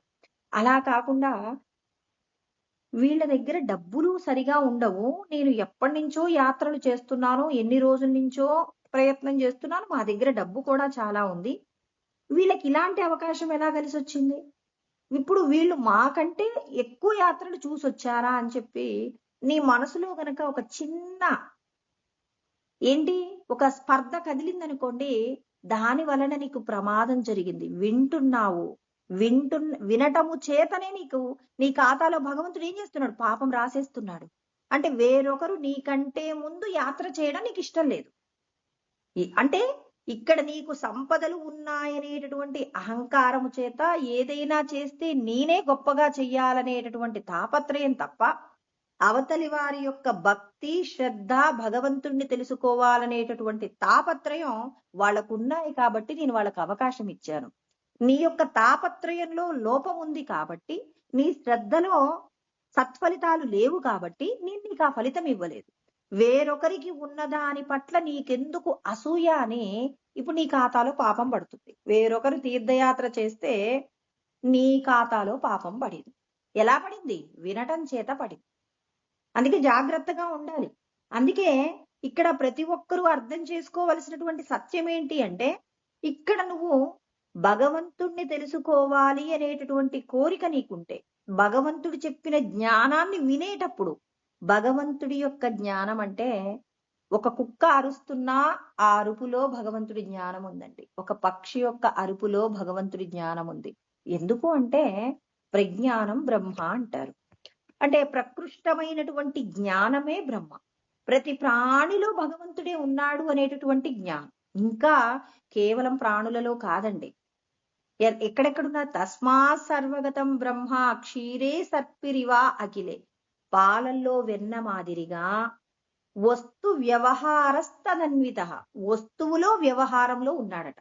అంటే మన కళ్ళ ముందు ఉన్నటువంటి పనికిరాని వస్తువు అని పిల్లవాడి బ్యాట్ ఉందండి, ఆ బ్యాటులో కూడా భగవంతుడు ఉన్నాడట.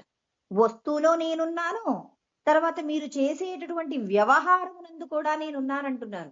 చూడండి, ఎవరో ఎక్కడికో వెళ్ళొచ్చారని నీకు జ్ఞానం చెప్తున్నారు, వాళ్ళు చూసొచ్చిన జ్ఞానం చెప్తుంటే నువ్వు వింటున్నప్పుడు నీ మనసులో కదిలినటువంటి కదలిక నీ ఖాతాలో పుణ్యం వేసింది, నీ ఖాతాలో పాపం వేసింది.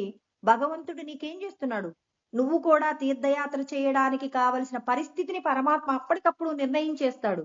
వాళ్ళు అయ్యో చారుధామ యాత్ర చేసొచ్చారట, స్వామి నాకెప్పుడు ఇస్తారండి, ఎన్ని రోజుల నుంచి నేను అడుగుతున్నాను మిమ్మల్ని, నాకు ఇవ్వట్లేదు, మీరు ఎప్పుడు ఇస్తారండి అని భగవంతుణ్ణి మీరు ఆర్తితో అడుగుతున్నారనుకోండి, వాళ్ళు ఎంత పుణ్యాత్ములండి, వాళ్ళు చూడగలిగారు, నాకంత పుణ్యం లేదా స్వామి నేను చూడలేనా అని చెప్పి భగవంతుణ్ణి మీరు వేడుకొనడంలో గనక ఆర్తి ఉంటే, అప్పటి వరకు నీకు చారుధామ యాత్ర చేయడానికి అర్హత లేదు అని పరమాత్మ నిర్ణయించినా, నీవు వేరొకరు చూసొచ్చి వాళ్ళ యొక్క భక్తి తత్పరత గురించి నువ్వు మాట్లాడుతున్నప్పుడు నీవు చారుధామ యాత్ర చూడడానికి కావలసిన అర్హతను పరమాత్మ ఆ క్షణంలో నిర్ణయిస్తున్నాడు. అంటే అంతటి మహత్తుందండి. కాబట్టి ఏ విషయాన్ని వింటున్నా, మరి ఈ విషయము ఆ విషయము కాదండి. ఏ సత్యం అంటే మనం మాట్లాడే ప్రతి విషయంలో కూడా సత్యస్వరూపమైనటువంటి ఆత్మశక్తి ఉందండి.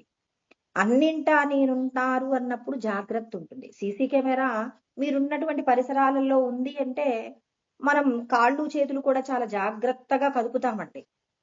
అనవసరంగా చేతిని కూడా ఎటు పక్కకు జరిపే ప్రయత్నం చెయ్యం. ఎందుకు? నన్ను ఒకరు గమనిస్తున్నారన్నప్పుడు చాలా జాగ్రత్త పడతాం. ఇప్పుడు భగవంతుడి యొక్క జ్ఞానం మనకు అందుతుంది. అంతటా నేనున్నాననేటటువంటి జ్ఞానాన్ని మనకు బోధిస్తున్నారు. అన్ని విషయాలలో, అన్ని వస్తువులలో. అంటే కోపంతో ఒక వస్తువును పగలగొట్టడానికి కూడా అర్హత లేదండి ఇప్పుడు మనకి. ఇప్పుడు మామూలుగా ఫారినర్స్ ఏమంటారంటే, మీకు బాగా కోపం వచ్చిందనుకోండి, వస్తే అక్కడున్న వస్తువుని ఏదో ఒకటి పగలగొట్టేయండి. మీ కోపమంతా కూడా రిలీజ్ అవుతుంది. మీరు ప్రశాంతంగా ఉండగలుగుతారంటారు. కానీ సనాతన ధర్మం ఏం చెప్తుంది అంటే, నువ్వు కోపంతో ఏ వస్తువుని విసిరివేయడానికి వీల్లేదండి. అంటే నీ కోపాన్ని అలా బరస్ట్ అవ్వడానికి ఏం వీల్లేదు. భగవంతుడు ఎప్పుడైనా ఏం చెప్తాడు? నీ కోపం వస్తే అణుచుకోవాలే తప్ప దానిని బయటికి విరజిమ్మడానికి నీకు అవకాశం లేదు అని మనకు సనాతన ధర్మం నేర్పిస్తుంది. కృష్ణ పరమాత్మ మనందరికీ కూడా తెలియజేస్తున్నారు. మాత్రా స్పర్శాస్తు కౌంతేయ శీతోష్ణ సుఖ దుఃఖదాహ ఆగమాపాయినో నిత్యాహ తాం స్థితిక్షస్వ భారత అంటారు. అంటే ఇక్కడ మనకు చెప్తున్నారండి. ఏమంటున్నారు అంటే, మరి నువ్వు సుఖ దుఃఖములు వచ్చినప్పుడు నువ్వేం చేయాలి? ఓర్చుకునేటటువంటి పరిస్థితే నీకు ఉండాలి తప్ప వీటిని నీ విచ్చలవిడిగా నీకు నచ్చిన విధంగా మాట్లాడటానికి వీల్లేదు. అంటే భగవంతుడు ఓర్చుకోవడం తప్ప అన్యమైనటువంటి మార్గం లేదు. ఎందుకు అంటే ప్రతి ప్రాణిలో కూడా ఈశ్వరుడు ఉన్నారనేటటువంటి సత్యాన్ని మనకు తెలియజేస్తూ ఉన్నారు. అంటే భగవంతుడు ప్రతి వస్తువు ప్రతి వ్యవహారమునందు ఉన్నారు అన్నప్పుడు నీ లోపట శ్రద్ధ అసూయ లేకుండా ఉండగలిగిన అనసూయ తత్వం అలవర్చుకోవాలి అని చెప్పి ఇక్కడ మనం నేర్చుకోవాలి. ఇక్కడ అర్జునుడికి ఉన్నటువంటి ఏంటి అంటే బంధు ప్రీతి, తర్వాత అహంకారము, మమకారం. మనం సాధారణమైన భాషలో చెప్తే ఏమంటాము? బంధు ప్రీతి ఉందంటాం. అదే ఆధ్యాత్మికమైనటువంటి జ్ఞానంలో మాట్లాడితే అహంకార మమకారముల చేత అర్జునుడు ఏమన్నాడు? నేను యుద్ధము చెయ్యను అన్నాడు. ఇలా యుద్ధము చెయ్యను అన్నప్పుడు ఇక్కడ కృష్ణ పరమాత్మ తానేం చేశారు అంటే అతని యొక్క అజ్ఞానం పోగొట్టేందుకు జ్ఞానోపదేశం చేశారు. ఇక్కడ భగవద్గీత ప్రారంభము దేనితో జరిగింది అంటే ధృతరాష్ట్రుడి యొక్క మాట చేత మరి భగవద్గీత అనేది ప్రారంభమైంది. అంటే ఇక్కడ ఎవరితో ప్రారంభించి ఎవరితో ముగించారు అంటే ధృతరాష్ట్రుడి చేత ప్రారంభించారు, సంజయుడి చేత ముగిస్తారండి. 701 శ్లోకాలలో మొదటి శ్లోకము మరి ధృతరాష్ట్రుడు. అంటే ధృతరాష్ట్రుడు అనగానే కొంతమంది అంటారు దుర్మార్గుడైనటువంటి వాడి యొక్క పేరుతో భగవద్గీత అనేది ప్రారంభం కావడం ఎందుకు అంటారు.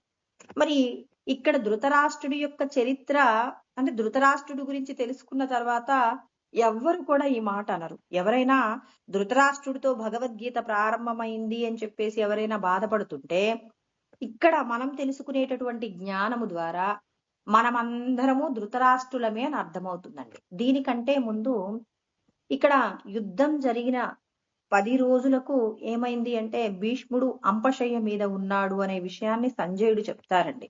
అప్పటి వరకు కూడా యుద్ధం ఎలా జరుగుతుంది అని చెప్పేసి ధృతరాష్ట్రుడు సంజయుడిని అడగరు. మరి సంజయుడే ఎందుకు మరి కురుక్షేత్రం నందు జరిగేటటువంటి విషయాలన్నీ చెప్పగలుగుతున్నాడు అంటే గత చరిత్ర అందరికీ తెలిసే ఉంటుంది. అయినా మరొకసారి అండి, మరి వ్యాసుడు అంటారు మీరు మీ ఇంట్లోనే ఉండి మరి కురుక్షేత్రంలో జరిగేటటువంటి యుద్ధాన్ని మీరు గమనించవచ్చు. అంటే మీరు అలా లైవ్ టెలికాస్ట్ చూడటానికి కావలసినటువంటి దివ్యములైనటువంటి జ్ఞాన నేత్రాలను మీకు ఇస్తాను, మీరు యుద్ధాన్ని దగ్గరుండి చూడవచ్చు అంటే ధృతరాష్ట్రుడు అంటాడు నేను చూడలేను, అక్కడ యుద్ధంలో జరిగేటటువంటి ఏ సంఘటన కూడా నేను చూడలేను. మరి అక్కడ జరిగే విషయాలను తెలుసుకోవడానికి అనుకూలంగా నాకు ఇష్టమైనటువంటి మంత్రి సంజయుడున్నాడు, మరి సంజయుడికి మీరు ఆ దివ్యమైనటువంటి నేత్రాలను ప్రసాదిస్తే సంజయుడు అక్కడ జరిగేటటువంటి ప్రతి సంఘటనను కూడా నాకు తెలియచేస్తాడు. ఇక్కడ సంజయుడికి ఉన్నటువంటి వరం ఏంటంటే కేవలం అక్కడ జరుగుతున్న, ఇప్పుడు మనం క్రికెట్ మ్యాచ్ చూస్తున్నాం అనుకోండి, అక్కడ ఎవరెవరు బ్యాట్ పట్టుకున్నారు, ఎవరెవరు బాల్ పట్టుకున్నారు, ఆడియన్స్ అందరినీ కూడా చూస్తాం. కానీ వాళ్ళ యొక్క మనస్సులో ఏది అనుకుంటున్నారో ఆ విషయాన్ని మనం తెలుసుకోగలుగుతామా?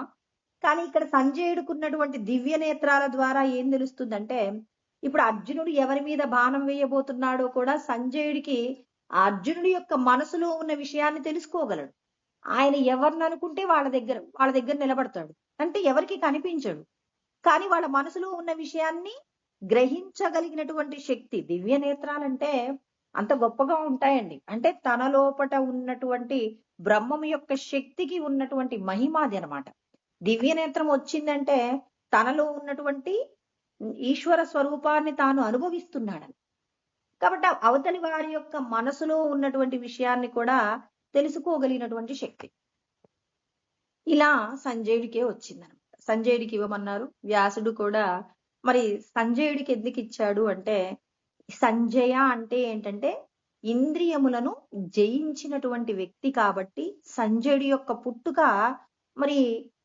మరి తక్కువ స్థాయి కుటుంబంలో పుట్టినప్పటికీ కూడా, అంటే మరి అతను గొప్ప వంశంలో, క్షత్రియ వంశంలో ఏం పుట్టలేదండి. అతడు శూద్రుడి యొక్క వంశంలో పుట్టినప్పటికీ కూడా మరి దివ్యమైనటువంటి నేత్రాలను పొందగలిగాడు. అంటే ఎవరైతే ఇంద్రియ నిగ్రహాన్ని కలిగి ఉంటారో వాళ్ళందరికీ కూడా మరి దివ్యములైనటువంటి జ్ఞాన నేత్రములను పొందడానికి కావలసిన అర్హత ఉంటుంది. అంటే భగవద్గీతను వినడానికి ఆ పురుషుడు మాత్రమే శ్రేష్ఠుడని, లేకపోతే స్త్రీ తక్కువ అని, లేకపోతే ఉత్తమ కులంలో పుట్టినటువంటి వాళ్ళు మాత్రమే భగవంతుడి జ్ఞానం వినాలి, తెలుసుకోవాలి, చదవాలని, అల్పులైనటువంటి వాళ్ళు, తక్కువ స్థాయి కుటుంబాలలో పుట్టినటువంటి వాళ్ళు తెలుసుకోవడానికి వీల్లేదు అనేటటువంటి సందేహాలన్నింటికీ సమాధానమే సంజయుడిని అక్కడ నిలబెట్టడం.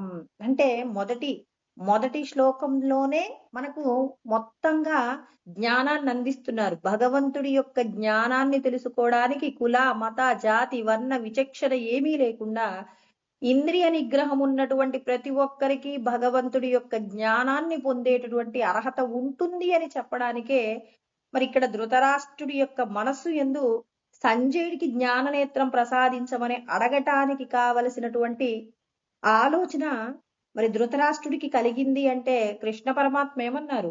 మత్త స్మృతి జ్ఞానం అపోహనం. అంటే నా వలనే నీ యొక్క స్మృతి, నీ యొక్క మరుపు, నీ యొక్క జ్ఞానం అన్నీ కలుగుతున్నాయి. ధృతరాష్ట్రుడు సంజయుడిని ఎంచుకోవడానికి ఎవరి యొక్క సంకల్పం ఉంది? ఈశ్వరుడి యొక్క సంకల్పం ఉంది. కాబట్టి అతడు ఎవరికి ఆ జ్ఞాన నేత్రాలు ఇవ్వమని చెప్పలేదు, సంజయుడికి ఇవ్వమని చెప్పాడు. ఎందుకు చెప్పాడు అంటే ఆ సంకల్పం ఎవరిది అంటే మనందరిని ఎవరు శాసిస్తున్నారు? మన లోపల కలిగేటటువంటి ప్రతి సంకల్పాలకి త్రిగుణాల మాయతో మనం రజోగుణంలో ఉన్నామనుకోండి, మరి ప్రతిఫలాన్ని ఆశించి కర్మ చేస్తాం. సత్వగుణంలో ఉన్నామనుకోండి, పరులకు ఉపకారం చేసే ప్రయత్నంగా కర్మ చేస్తాం. అంటే ఇక్కడ నీ లోపల సంకల్పాలకు మూలం ఎవరు శక్తినిస్తున్నారు అంటే ఈశ్వరుడే శక్తినిస్తున్నాడు. కాబట్టి ఇక్కడ ధృతరాష్ట్రుడికి మనసు యందు కలిగినటువంటి సంకల్పం ఎవరి ప్రేరణ వల్ల జరిగింది అంటే మరి కృష్ణ పరమాత్మ యొక్క ప్రేరణ వల్ల జరిగింది. సంజయుడికి జ్ఞాన నేత్రాలు వ్యాసుడు ప్రసాదించారు. ఇప్పుడు వ్యాసుడి యొక్క అనుగ్రహము చేత, అందుకే చిట్ట చివర అంటాడు, మనం నిన్నటి వరకు కూడా విన్నాం, వ్యాస ప్రసాదా శృతవాన్ ఏతద్ గుహ్యాద్ గుహ్యమహం పరం యోగం యోగేశ్వర కృష్ణ సాక్షాత్ స్వయం కథయత స్వయం అని చెప్పేసి 18వ అధ్యాయంలో కూడా చెప్పారండి. వ్యాసుడి యొక్క అనుగ్రహం చేత మరి ధర్మక్షేత్రమైనటువంటి కురుక్షేత్రమునందు జరిగినటువంటి ప్రతి సంఘటనను కూడా నేను చూడగలిగాను అని చెప్పేసి మరి సంజయుడు చెప్పినటువంటి మాటలు కూడా 18వ అధ్యాయంలో ఉంటాయన్నమాట. అంటే ఇక్కడ వ్యాసుడి యొక్క అనుగ్రహము చేత దివ్యములైనటువంటి నేత్రాలను పొంది అక్కడ ధర్మక్షేత్రమైనటువంటి కురుక్షేత్రమునందు జరిగేటటువంటి ప్రతి సంఘటనను కూడా గమనించాడు. అలా గమనించి ఇక్కడ ధృతరాష్ట్రుడికి చెప్తున్నారనమాట, ఎలా యుద్ధం ప్రారంభించారు, ఎవరెవరు ఏ విధమైనటువంటి ఆయుధాలను ప్రయోగించారు, తర్వాత అర్జునుడికి కలిగినటువంటి విషాదం ఏమిటి, తర్వాత కృష్ణ పరమాత్మ బోధించినటువంటి భగవద్గీత జ్ఞానము, వీటన్నింటినీ బోధించారు. అన్నింటినీ చెప్పడానికి కోసం అని చెప్పేసి ఇక ఆయన సంకల్పం చేస్తూ ఉన్నాడు. 10 రోజుల తర్వాతనే జరిగింది తప్ప ఇది ముందు జరిగింది కాదండి. అంటే యుద్ధం ప్రారంభమైనటువంటి 10 రోజుల తర్వాత భీష్మాచార్యుల వారు అంపశయ్య మీద ఉన్నప్పుడు ఏం జరిగింది అని తెలుసుకోవాలి అనుకున్నాడు.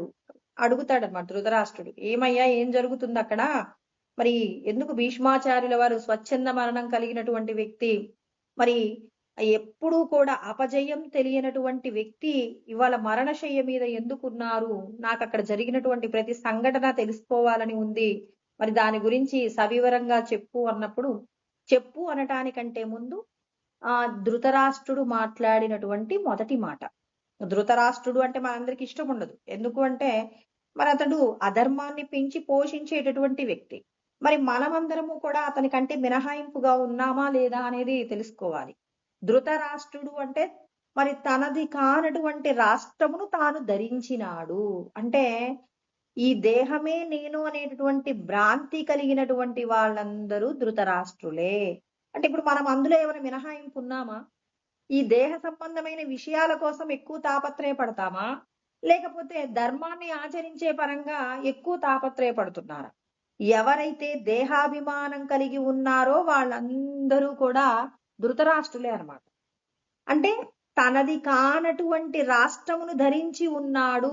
అంటే మనమందరము కూడా ఈ దేహాన్ని మనం ఏం చేశాము అంటే పూర్వజన్మలలో మనం చేసిన కర్మల ఫలితంగా ఈశ్వరుడు నీకు ఇచ్చినటువంటి దేహము, స్త్రీ శరీరం పొంది ఉన్నావా, పురుష శరీరం పొంది ఉన్నావా, అందంగా ఉన్నావా, వికారంగా ఉన్నావా, సంపదలతో కూడి ఉన్నావా, సంపదలు లేమితో ఉన్నావా, ఇవన్నీ కూడా ఎవరు నిర్ణయించారు అంటే మనం పూర్వజన్మలలో చేసినటువంటి కర్మలు, సంచిత కర్మల ఫలితంగా ఇవాళ మన ప్రారబ్ధ కర్మానుసారంగా శరీరం పొంది ఉన్నామండి. ఈ శరీరమే నేను అనేటటువంటి భ్రాంతి చేత దేహ సంబంధమైన విషయాల కోసం ఎక్కువ సమయాన్ని ఖర్చు పెడతాం. మన గురించి మనం తెలుసుకోవడానికి, అధ్యాత్మ జ్ఞానం అంటే మన లోపట ఉన్న పరబ్రహ్మమును తెలుసుకోవడానికి మాత్రం మనం ఎక్కువ సమయం కేటాయించలేకపోతున్నాము. అంటే కారణం ఏమిటి అంటే దేహబంధం మీద మనకున్నటువంటి ప్రీతి. ఆ ప్రీతి నుండి ఎవరైతే బయటపడాలనుకుంటారో, అలా బయటపడాలనుకున్న ప్రతి ఒక్కరూ కూడా ఇక్కడ కృష్ణ పరమాత్మ భగవద్గీత యందు చెప్పబడినటువంటి ప్రతి సత్యాన్ని కూడా చాలా జాగ్రత్తగా విచారణ చేస్తూ, ఎవరైతే పరబ్రహ్మమును తెలుసుకునేటటువంటి ప్రయత్నంగా ఆయన చెప్పిన ప్రతి ఉపాయాన్ని వాడుకుంటూ మరి భగవంతుణ్ణి పొందడం కోసం ధర్మాన్ని ఆచరించే ప్రయత్నం చేస్తారో, ధర్మాన్ని ఆచరించేటప్పుడు ఎన్నో కష్ట నష్టాలను ఎదుర్కోవలసి వస్తుంది. ఈ కష్ట నష్టాలన్నింటినీ కూడా ఇవి శాశ్వతం కాదు, ఈ దేహము శాశ్వతం కాదు, దేహ సంబంధమైన విషయాలన్నీ కూడా శాశ్వతం కాదు, శాశ్వతమైనది పరబ్రహ్మమే, ఆ పరబ్రహ్మ స్వరూపమే నేను అని చెప్పి ఎవరైతే బ్రహ్మమును తెలుసుకోవడం కోసం మరి దేహ సంబంధమైన కష్ట నష్టాలను అనుభవించడానికి సిద్ధపడతారో, అలా సిద్ధపడినటువంటి వారు అందరూ కూడా బ్రహ్మమును చేరుకుంటారండి. అందుకే ఇక్కడ మరి ధృతరాష్ట్రుడు ప్రశ్నిస్తున్నాడండి. మొట్టమొదటి ప్రశ్న అద్భుతంగా ఉంటుంది. అంటారు భగవద్గీత మొత్తంలో కూడా ఈ మొట్టమొదటి ఒక్క శ్లోకాన్ని పట్టుకున్నా చాలు జీవితంలో పరబ్రహ్మమును తెలుసుకోవడానికి అంటారు. ఎలా అంటే ధర్మక్షేత్రే కురుక్షేత్రే సమవేతాయుత్సవ మామక పాండవాశ్చైవ కిమకుర్వత సంజయ. నేను ముందే చెప్పాను, సంజయుడు అంటే ఇంద్రియములను జయించిన వారు. ఎవరైతే అంటే మనం కూడా భగవంతుడి యొక్క జ్ఞానము వినగలుగుతున్నాము, ఇవాళ భగవద్గీతలో చెప్పబడిన విషయాలు మాట్లాడుకుంటున్నాం, వినగలుగుతున్నామంటే మరి మురికి బట్టకు రంగు అంటనట్టుగా ఇంద్రియ నిగ్రహం లేని వారికి పరమాత్మ చెప్పే మాటలు అర్థం కావండి. ఇక్కడ పరమాత్మ చెప్పే మాటలు మనం వినగలుగుతున్నాము, ఎంతో కొంత ఆచరించగలుగుతున్నామంటే మరి మనం ఇంద్రియాలను నిగ్రహించటం యందు కొంత పట్టు ఉన్నటువంటి వాళ్ళం కాబట్టి భగవంతుడి యొక్క జ్ఞానం వినటానికి కావలసిన అర్హతను ఈశ్వరుడు మనకు ప్రసాదించారనమాట. అంటే మనమందరము కూడా భగవంతుణ్ణి తెలుసుకోవడానికి, భగవంతుడు చెప్పిన మాటలు వినటానికి, విన్న మాటలను ఆచరించడానికి కావలసినటువంటి అర్హతను పొందడంలో మనమందరము కూడా మరి ఎన్నో పుణ్యకర్మలు చేసి ఉన్నాం కాబట్టి భగవంతుడు మనకి ఇచ్చినటువంటి బహుమానమనే చెప్పాలి. ఎవ్వరికీ లేనటువంటి అర్హత. కోటాను కోట్ల మంది జనాభాలో భగవంతుడు అంతటా ఉన్నాడనే సత్యాన్ని తెలుసుకోవడానికి మరి మనం ఇవాళ మనం ఉన్నాము అంటే తెలుసుకోవడానికి ఇవాళ మనం ప్రయత్నం చేస్తున్నామంటే ఈశ్వరుడి యొక్క అంగీకారము ఉంది కాబట్టి భగవంతుడి యొక్క జ్ఞానాన్ని మనం వినగలుగుతున్నామన్నమాట. అందుకే ఆయన అంటున్నారు ధర్మక్షేత్రే కురుక్షేత్రే. అంటే ఇక్కడ ధర్మక్షేత్రమైనటువంటి కురుక్షేత్రం అంటే ఇక్కడ మామూలుగా ఈ క్షేత్రం గురించి మాట్లాడుకున్నామండి. అసలు క్షేత్రం గురించి కాకుండా ఇప్పుడు మనం కురుక్షేత్రం అని చెప్పేసి ఉంది కదండి. పంజాబ్ రాష్ట్రంలో అంబాలా అనేటటువంటి ఆ ప్రదేశానికి దక్షిణమున, ఢిల్లీకి ఉత్తరాన ఈ ధర్మక్షేత్రమైనటువంటి కురుక్షేత్రం ఉందండి. అంటే కురుక్షేత్రం ఎక్కడుందో చెప్తున్నాను అనమాట. అంటే ఇది ఆ ప్రదేశంలో ఉంది. ఇక్కడ వన పర్వంలోన అయితే అంటే మహాభారతంలో వన పర్వంలో 83వ పర్వమునందు ఉంది. తర్వాత శల్య పర్వమునందైతే మరి 53వ భాగంలో కూడా మరి ఇక్కడ ధర్మక్షేత్రమైనటువంటి కురుక్షేత్రం గురించినటువంటి వివరాలన్నీ కూడా ఉన్నాయండి. అక్కడ అంటే కురుక్షేత్రం యొక్క ప్రాధాన్యత గురించి మాట్లాడుతూ ఉన్నారు. కురుక్షేత్రం యొక్క ప్రాధాన్యత ఏంటి అంటే నేను మొట్టమొదట చెప్పాను. ఏంటి? ఆ పరబ్రహ్మం యొక్క మొదటి సంతానం. దేవతలందరిలో కూడా ప్రథముడు ఎవరు అంటే బ్రహ్మదేవుడు. మరి ఆ బ్రహ్మదేవుడు తర్వాత ఇంద్రుడు. మరి దేవతలందరికీ కూడా అధిపతి ఎవరు అంటే ఇంద్రుడు, తర్వాత అగ్నిదేవుడు. వీళ్ళందరూ కూడా అక్కడ అనేక రకములైనటువంటి యజ్ఞాలన్నీ కూడా చేశారట.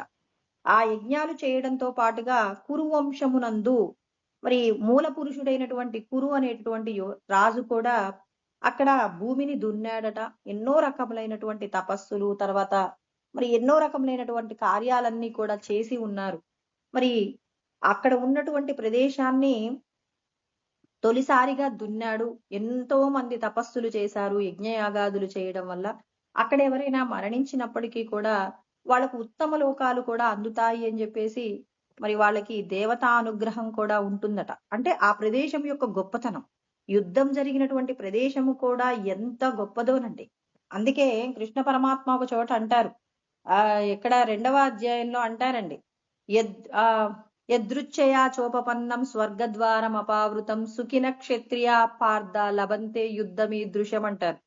ఇది మీరు ఊహించకుండానే ఇక్కడ మీకు యుద్ధం చేయడానికి అవకాశం వచ్చింది కాబట్టి ఇక్కడ ఈ యుద్ధంలో మరణించినటువంటి వాళ్లకు కూడా ఉత్తమ లోకాలు, పాపకర్మలు చేసి వచ్చినటువంటి వాడు ఈ ధర్మ యుద్ధంలో కురుక్షేత్రంలో ఎవరైతే మరణిస్తారో మరణించినటువంటి వారికి ఏమవుతుంది అంటే ఉత్తమ గతులు పొందేటటువంటి అవకాశం ఉంది అని చెప్పడానికి ఇక్కడ భూమి యొక్క ప్రాశస్త్యం కూడా ఉందండి. అంటే భూమికి కూడా అంతటి గొప్ప వైశిష్ట్యం కలిగి ఉంది అని చెప్పేసి. తర్వాత పరశురాముడు కూడా తన తండ్రికి పితృతర్పణాలు మరి ఆ కురుక్షేత్రము అనేటటువంటి ప్రదేశంలోనే పితృతర్పణాలు కూడా ఇవ్వటం జరిగింది కాబట్టి ఆ భూమి పుణ్యమైనటువంటి భూమి. ఇక్కడ మనం అంటే ఇక్కడ మరి ధృతరాష్ట్రుడు ప్రశ్నిస్తున్నాడు ఈ భూమి యొక్క గొప్పతనము చేత. అంటే ఇక్కడ మొదట ఆయన ఏం మాట్లాడుతున్నాడు అంటే బాహ్యమునందు చెప్పబడిన విషయాల గురించి మాత్రమే మాట్లాడుతున్నానండి. ఆంతరమున జరిగే విషయాన్ని మళ్ళీ మాట్లాడతాను. ఇప్పుడు బాహ్యమునందు అంటే ఈ ప్రదేశం యొక్క గొప్పతనం ఏంటి? ధర్మక్షేత్రమైనటువంటి కురుక్షేత్రం అంటే ఎన్నో ధర్మ కార్యాలు నిర్వర్తించినటువంటి భూమి కాబట్టి ఇక్కడ నా కొడుకులైనటువంటి వారు మామక పాండవాచయ్ విడదీస్తున్నాడు. చూడండి ఇక్కడ ఆయన ముందు ఏమంటాడు, సమవేతాయుత్సవ అంటే మరి కౌరవ సైన్యం అంతా కూడా, కౌరవ సైన్యం పాండవ సైన్యం అంతా కూడా యుద్ధం చేయడానికి అందరూ కూడా కూడి ఉన్నారు. అలా కూడి ఉండటంలో ఈయన ప్రశ్న వేయటంలోనే ఉంది. అంటే విడదీస్తున్నాడు ఇక్కడే. నా వాళ్ళు పరాయి వాళ్ళు అనే భావన ఇక్కడ కలిగిందండి. మామక పాండవాశ్చయ నా కొడుకులైనటువంటి కౌరవ సైన్యం, తర్వాత నా తమ్ముడు కొడుకులైనటువంటి పాండవ సైన్యం ఏదైతే ఉందో వీళ్ళందరూ కూడా ఏం చేస్తున్నారు? మామక పాండవాశ్చైవ అంటున్నారు. కిమ కుర్వత ఏం చేశారు? వాళ్ళందరూ కూడా ఏం చేశారు? ఇక్కడ ప్రదేశం గురించి మాట్లాడుతూ ఏమంటున్నారంటే నా కొడుకులు పరమ దుర్మార్గులు. ఆయనే ఒప్పుకుంటాడండి, నా కొడుకులు పరమ దుర్మార్గులు. వాళ్ళు అసూయ చేత పాండవుల యొక్క రాజ్యంలో ఉన్నటువంటి ఐశ్వర్యాన్ని అనుభవించాలనేటటువంటి కోరిక, అవతలి వాళ్ళ యొక్క రాజ్యంలో ఉన్న భోగములను చూసి అసూయ చెంది వాళ్ళ యొక్క భోగములన్నింటినీ కూడా అనుభవించాలనేటటువంటి ఉత్సుకత చేత, అంటే దుర్మార్గపు సంతతి అని తనకు తానే ఒప్పుకుంటాడు. మరి వాళ్ళందరూ కూడా అంటే దుర్మార్గులైనటువంటి మరి హింసా ప్రవృత్తి కలిగినటువంటి వాళ్ళందరూ ఆ ధర్మక్షేత్రమైన కురుక్షేత్రంలో యుద్ధం చేయడానికి నిలబడగానే వీళ్ళలో ఉన్నటువంటి హింసా ప్రవృత్తి అంతా పోయిందా ఏమిటి? అంటే నా కొడుకులకు యుద్ధం చెయ్యాలనే కోరిక చచ్చిపోయిందా ఏమి? అంటే సంధి చేసుకోవడానికి ఏమైనా ప్రయత్నం చేశారా ఏంటి? నా కొడుకులు వాళ్ళలో ఉన్నటువంటి శ్రేష్టతను పోగొట్టుకున్నారా ఏంటి? శ్రేష్టత అంటే యుద్ధకాంక్షను పోగొట్టుకున్నారా? యుద్ధం చెయ్యాలనేటటువంటి కోరిక నుండి వీళ్ళేమైనా బయటకు వచ్చారా ఏమిటి? తర్వాత సహజంగానే ధర్మాన్ని ఆచరించడం పట్ల పాండవులకు ప్రీతి ఉంటుంది. వీళ్ళ యొక్క అహింసాది గుణముల చేత మరి రాజ్యాన్ని నా కొడుకులకు అప్పజెప్పి పోతానన్నారా ఏంటి? ఇక్కడ చూడండి, 2 మాటలు ఉన్నాయండి. మొదటి మాట ఏంటి? మరి నా కొడుకుల లోపల ఉన్నటువంటి హింసా ప్రవృత్తి పోయి సంధి చేసుకోవడానికి ఏమైనా అంటే మరి సంధి అంటే పాండు రాజు సంతానమైనటువంటి మరి ఎవరైతే ఉన్నారో ధర్మరాజు యొక్క సోదరులందరికీ కూడా రాజ్యాన్ని ఇచ్చేసి సంధి చేసుకుందామన్నారా? లేకపోతే మరి పాండవులకు ఉన్నటువంటి అహింసాది గుణాలు అంటే ఎవరిని బాధించాలనేటటువంటి గుణములు ఉండవు కాబట్టి మాకు రాజ్యం వద్దు, ఏమొద్దు, మేము అడవులకు వెళ్ళిపోతాము, ఎందుకు మీరే సుఖంగా ఉండాలని చెప్పేసి రాజ్యం ఇచ్చేసి పోయారా ఏంటి అని చెప్పేసి ఇక్కడ మరి ఇతనికి ఒక శంక కలుగుతుంది. యుద్ధము ఆగకూడదు అనే ఆలోచనే ఉంది తప్ప యుద్ధం ఆగిపోవడం అనేది అతనికి ఇష్టం లేదు ధృతరాష్ట్రుడికి. ఎందుకు అంటే ఎలాగైనా తన కొడుకులు గొప్పవారు కావాలనేటటువంటి ఆలోచన కలిగిన వాళ్ళు. ఇక్కడ చూడండి, ఇక్కడ కొడుకులు రాజ్యాన్ని అంటే అక్కడ ఉన్నటువంటి భూమి యొక్క వైశిష్ట్యం వల్ల సంధి చేసుకోవడానికి ఒప్పుకున్నారా ఏంటి నా కొడుకులు? రెండో మాట ఏమన్నాడు? రెండో మాటలో ఉంది, మరి పాండవులు తమ యొక్క రాజ్యాన్ని కౌరవులకు ఇచ్చేసి వెళ్ళిపోతున్నారా ఏంటి? ఏం జరుగుతుందో నాకు అక్కడ చెప్పండి అని ఆయన ప్రారంభించేటప్పుడే ధర్మక్షేత్రే కురుక్షేత్రే అంటే అక్కడ కురుక్షేత్రం యొక్క వైభవాన్ని చెప్పే ప్రయత్నంగా ధర్మ అనే పదం వాడారండి. అంటే మనం మాట్లాడేటటువంటి ప్రతి మాట మన మనసులో గనక దుష్టమైన ఆలోచనలు లేవనుకోండి, అప్పుడు భగవంతుడు ఏం చేస్తాడు అంటే ఎప్పుడు నువ్వు ఒకవేళ పాపం చెయ్యాలని అప్పటికప్పుడు దేని వల్లనైనా ప్రలోభపడి నువ్వు పాపం చెయ్యాలనుకున్నా భగవంతుడు నీకేం చేస్తాడంటే ఉపకారం చేస్తారండి. అదే విధంగా ఇక్కడ తన కొడుకులు గెలవాలి అనేటటువంటి కొడుకుల మీద ఉన్నటువంటి ప్రీతి చేత మరి ధర్మం గురించి ధర్మాన్ని పక్కకు పెట్టిన వ్యక్తి అయినప్పటికీ కూడా ఆయన నోటి నుంచి ధర్మక్షేత్రే అనే పదం మాట్లాడాడు. అంటే లోపల ప్రతి ఒక్కరి చేత సంకల్ప వికల్పాలు చేయించేది ఎవరు అంటే ఆ పరమాత్మయే కాబట్టి, చెప్పబోయేది గీతోపదేశం కాబట్టి, జరిగేటటువంటి యుద్ధం ధర్మయుద్ధం కాబట్టి, ఇక్కడ ధర్మం కోసమే యుద్ధం జరుగుతుంది కాబట్టి మరి ఇక్కడ ధృతరాష్ట్రుడికి తెలియకుండానే ధర్మ అనేటటువంటి పదం వాడారండి. ఇక్కడ ధర్మ అనేటటువంటి పదం వాడి చిట్ట చివరికి భగవద్గీత మా శుచః అనేటటువంటి పదంతో అంటే శోకించకు, ధర్మాన్ని పట్టుకున్నటువంటి వారికి శోకమే ఉండదు అనేటటువంటి సత్యం కూడా కృష్ణ పరమాత్మ చెప్తారనమాట. అంటే ఆ లోపట ఉన్నది నేనే అనేటటువంటి పదం మనం అర్థం చేసుకోవాలి. కృష్ణ పరమాత్మయే ధృతరాష్ట్రుడి చేత ధర్మ అనే పదం పలికించారు అనటానికి ఇక్కడ ప్రతి ఒక్కరూ కూడా నమ్మవలసి ఉంటుంది. ఎందుకు నమ్మాల్సి ఉంటుంది? ఆ భగవంతుడి యొక్క సంకల్పమే లేకపోతే అతడు ధర్మ అనే ఎందుకు పదం వాడతాడండి? దుర్మార్గుడి నోటిలో నుంచి ధర్మ అనే పదం ఎందుకు వస్తుంది? ఏనాడు ధర్మాన్ని ఆచరించడం పట్ల ఆసక్తి లేనటువంటి వ్యక్తి ధర్మ అనేటటువంటి పదం ఎందుకు మాట్లాడతారు? ధర్మ అనే పదం మాట్లాడారు అంటే ప్రతి ఒక్కరిలో, నేను ముందు చెప్పాను బృహదారణ్యకోపనిషత్తు యందు చెప్పబడిన సత్యం, ఏషదాత్మ అంతర్యామి అమృత, అమృత స్వరూపమైనటువంటి ఈ అంతర్యామిగా నేనుండి మీ చేత కర్మలను చేయిస్తున్నాను అని చెప్పేసి చెప్పారు.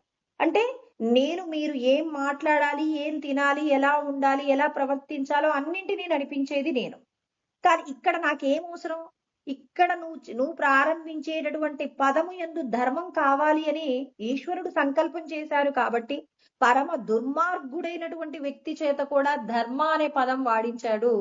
అంటే ఇదంతా ఎవరి యొక్క మహిమ, మహత్తు అంటే సాక్షాత్తు కృష్ణ పరమాత్మ యొక్క మహత్తు ఉండటం వల్లనే ఇక్కడ ధర్మ అనే పదాన్ని వాడి ఉన్నారు తప్ప అధర్మపరుడి యొక్క నోటి నుండి అధర్మమే వస్తుంది తప్ప ధర్మ రాదు.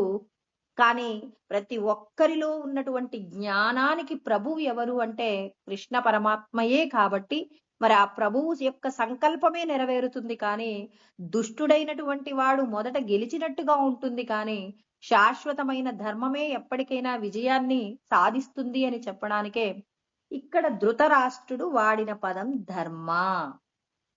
ఇక మనం ఆంతరంగికమైనటువంటి ప్రయోజనం, భగవద్గీతలో చెప్పబడిన శ్లోకం పైకి ఒకలాగా ఉంటుంది, లోపట మరి అక్కడ మనం ఇప్పుడు కురుక్షేత్రానికి వెళ్ళి మరి అక్కడ మనం యజ్ఞయాగాదులు సలపటం అనేది ఏం కాదు. ఇక్కడ మనకు చెప్పబడినటువంటి సత్యం ఏంటి?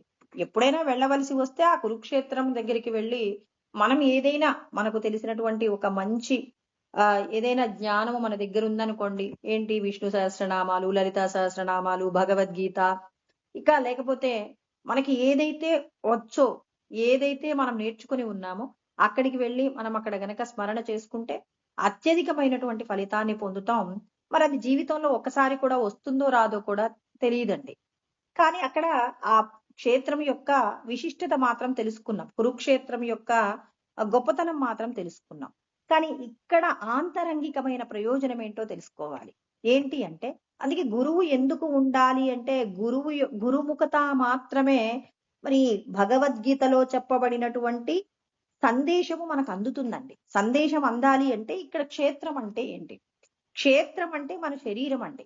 మన శరీరము చేత ధర్మమును ధర్మక్షేత్రే కురుక్షేత్రే, ధర్మక్షేత్రే అంటే నీ శరీరము చేత నువ్వేం చేయవలసి ఉంటుందంటే ధర్మమును ఆచరించవలసి ఉంటుంది. ఎవరైతే ధర్మాన్ని ఆచరిస్తారో అప్పుడు ఏమవుతుంది? సంజయ అంటే నువ్వు విజయమును సాధించగలుగుతావు.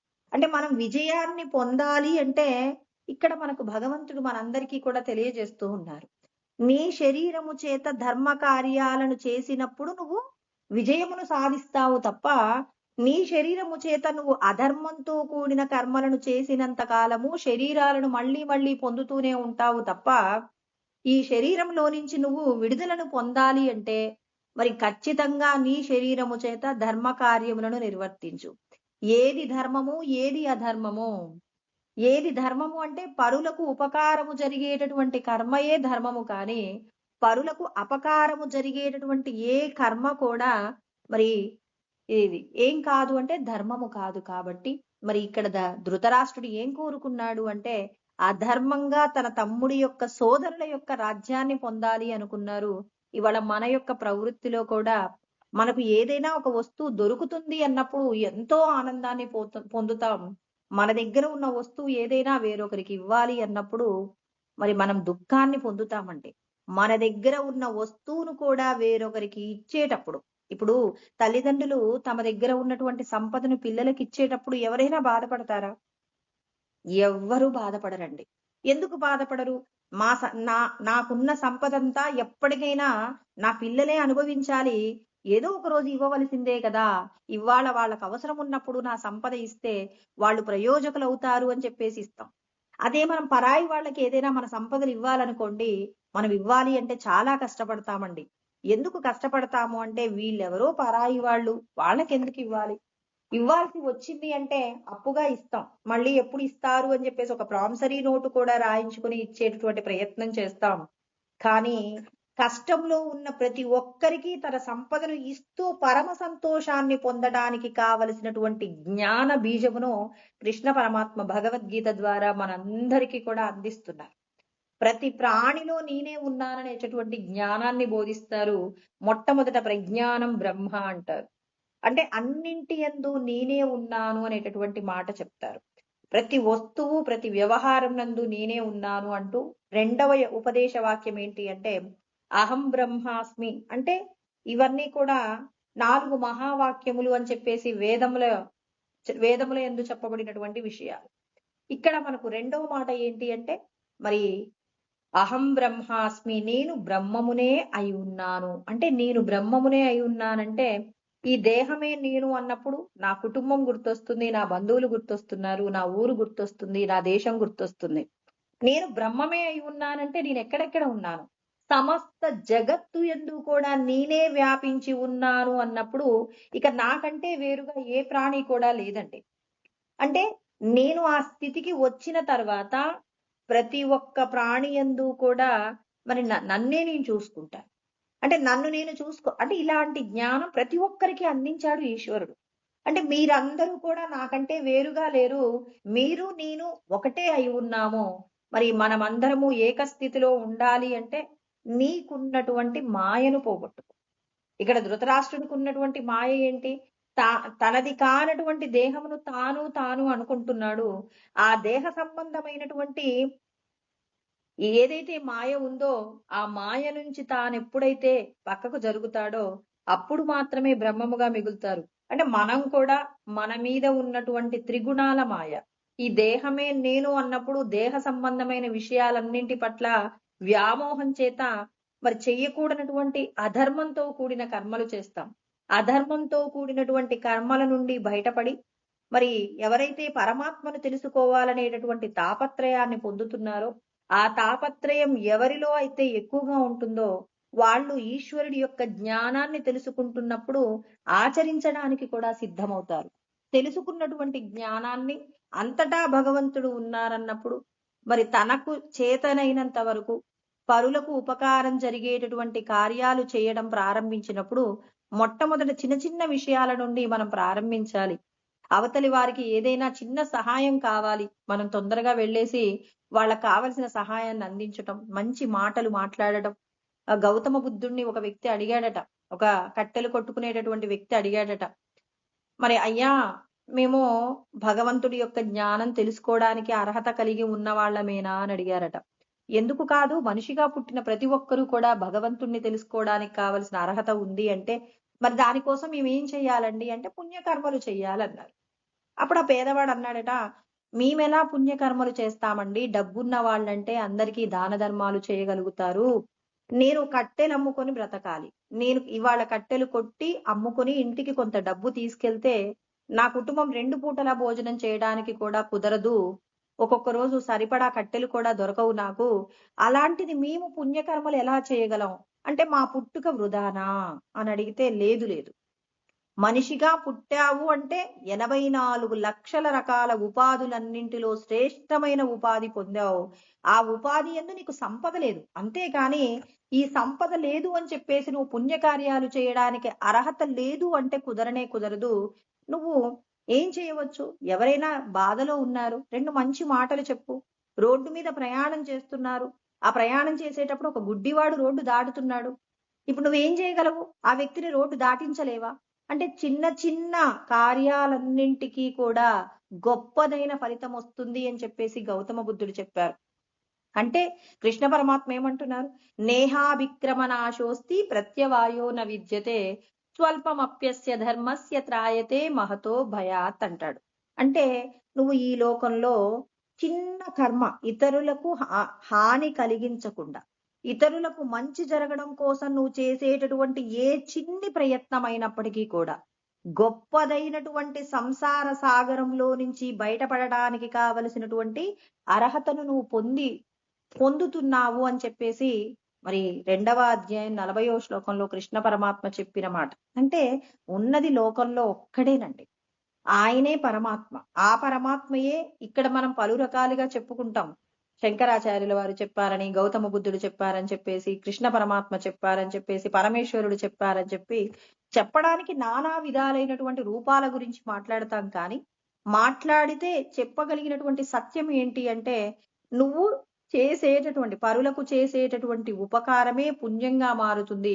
ఆ పుణ్యమే నిన్ను భగవంతుడి యొక్క జ్ఞానం తెలుసుకోవడానికి కావలసినటువంటి స్థితిని నీకు ఈశ్వరుడు ప్రసాదిస్తారు. అందుకే ఏషాంత్వంతగతం పాపం జనానాం పుణ్యకర్మనాం అంటారు. ఎవరైతే పుణ్యకర్మలు చేస్తారో, పుణ్యకర్మలు చేసినప్పుడు మనం తెలుసో తెలియకో పాపకర్మలు చేస్తామండి. ఆ పాపకర్మల యొక్క ఫలితాన్ని మనం ఎలా పోగొట్టుకోవాలి అంటే మనం చేసేటటువంటి సత్కర్మ పుణ్యంగా మారినప్పుడు, ఆ పుణ్యం మన పాపాన్ని పోగొట్టినప్పుడు భగవంతుడి యొక్క జ్ఞానాన్ని తెలుసుకోవడానికి కావలసిన అర్హత పొందుతున్నాం. అంటే మనం ఇక్కడ కృష్ణ పరమాత్మ చెప్పబడినటువంటి జ్ఞానాన్ని వింటున్నాం, విన్నదాన్ని విడిచిపెడుతున్నాం. చాలా మంది అంటారు వింటాం కానీ గుర్తుండదండి అంటారు. విన్నదాన్ని గుర్తు పెట్టుకొని ఆచరించడానికి కావలసినటువంటి సుముఖత ఎప్పుడు ఏర్పడుతుందంటే, నీవు ఏం చేయాలి? ఎప్పుడూ కూడా మరి మురికి లేనటువంటి వస్త్రము ఎలా అయితే మరి రంగు తీసుకోవడానికి కావలసినటువంటి స్థితి కలిగి ఉంటుందో, అలాగే మనం కూడా ఏం చేయాలంటే నిరంతరం ఆ భగవంతుడి యొక్క నామాన్ని స్మరిస్తూ ఉండాలి. అంటే మంత్రాన్ని స్మరిస్తూ ఉండాలి. సద్గురువు ద్వారా మంత్ర ఉపదేశాన్ని తీసుకొని ఆ మంత్రాన్ని మనం నిరంతరము స్మరణ చేస్తూ ఉన్నామనుకోండి, మంత్రం యొక్క శక్తి ఏమవుతుంది అంటే, అసలు మంత్రం అంటే ఏంటి? మననాత్రాయతే ఇది మంత్ర అంటారు. అంటే ఎప్పుడు మననం చేస్తూ ఉన్నామనుకోండి, అదేం చేస్తుంది అనంటే మన లోపట ఉన్నటువంటి ఈ దేహమే నేను అనేటటువంటి అజ్ఞానాన్నంతా కూడా పారద్రోలుతుందండి. ఈ అజ్ఞానం అంతా పోయినప్పుడు మన మనస్సు నిర్మలంగా ఉంటుంది. అంటే ఇక్కడ కృష్ణ పరమాత్మ చెప్పినటువంటి విషయం గుర్తు పెట్టుకొని మరి మనం మరి త్రికరణముల చేత, శరీరము, మనస్సు, వాక్కు చేత ఎప్పుడు కూడా మంచి మాటలు మాట్లాడటం, పరులకు హాని కలిగించని విధంగా జీవిస్తూ పరులకు ఉపయోగకరమైనటువంటి కర్మలు చేసే ప్రయత్నంగా మనం ముందుకు పోవాలి అంటే, మంత్రాన్ని ఎవరైతే నిరంతరంగా స్మరణ చేస్తూ ఉంటారో ఆ స్మరణయే మీ లోపట ఉన్న కల్మషాలన్నింటినీ కూడా కడుగుతుంది. ఆ కల్మషాలన్నీ కడిగిన తర్వాత జ్ఞానాన్ని తెలుసుకొని, ఇక్కడ మొదటి మెట్టు మాత్రమే. మంత్రం స్మరిస్తున్నామంటే కల్మషాలు పోతున్నాయండి. కల్మషాలు పోయి నీ హృదయమునందు పవిత్రత ఏర్పడుతుంది. నీ యొక్క హృదయ పవిత్రత ద్వారా ఏం జరుగుతుంది? ఈశ్వరుడు చెప్పేటటువంటి జ్ఞానాన్ని నీ మనసు స్వీకరిస్తుంది. స్వీకరించినటువంటి జ్ఞానాన్ని ఏం చేస్తాడు?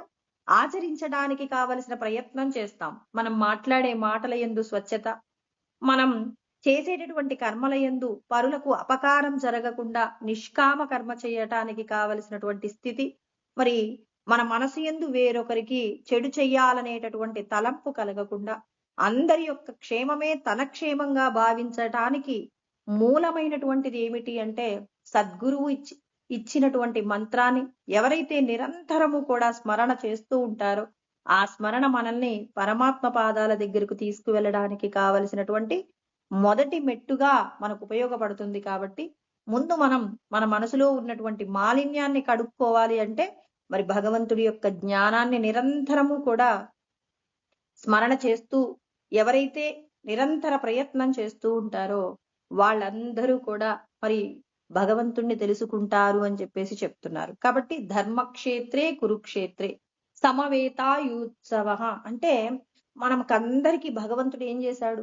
మరి ఈ క్షేత్రాన్ని ఇచ్చారు అంటే మానవ శరీరము మనకు లభించింది అంటే ఈ మానవ శరీరంతో మంచేదో చెడేదో తెలుసుకోగలిగినటువంటి విచక్షణ ఆ పరమాత్మ మనకందరికీ ఇచ్చాడు. కాబట్టి ఆ విచక్షణను మనం ఏం చేయాలి అంటే ధర్మంతో కూడినటువంటి కార్యాచరణ ఎవరైతే చేస్తారో అలా చేసినటువంటి వారికి మామగా పాండవాశ్చైవ అంటే నా వాళ్ళు పరాయి వాళ్ళు అనేటటువంటి వ్యత్యాసాన్ని పోగొట్టుకొని మనం భగవంతుణ్ణి సంజయ అంటే భగవంతుణ్ణి పొందగలుగుతాం.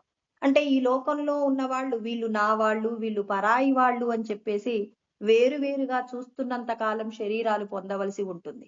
అందరూ నా వాళ్లే, నాకంటే ఎవరు కూడా వేరుగా లేరు అని చెప్పి మనకి అందరిలో భగవతత్వాన్ని చూడగలిగినటువంటి స్థితి. ఇప్పుడు మనం ఒక వ్యక్తిని చూసామనుకోండి, ఇతడు అందంగా ఉంటాడంటాం. ఇంకొక వ్యక్తిని చూసాం, ఇతడు డబ్బున్న వ్యక్తి అంటాం. ఇంకొక వ్యక్తిని చూసామనుకోండి, ఇతడు మనసున్న వ్యక్తి అంటాడు. మంచి గుణాలున్న వ్యక్తి ఎవరికైనా కష్టం వస్తే ఉపకారం చేయకుండా ఉండలేడు అంటాం.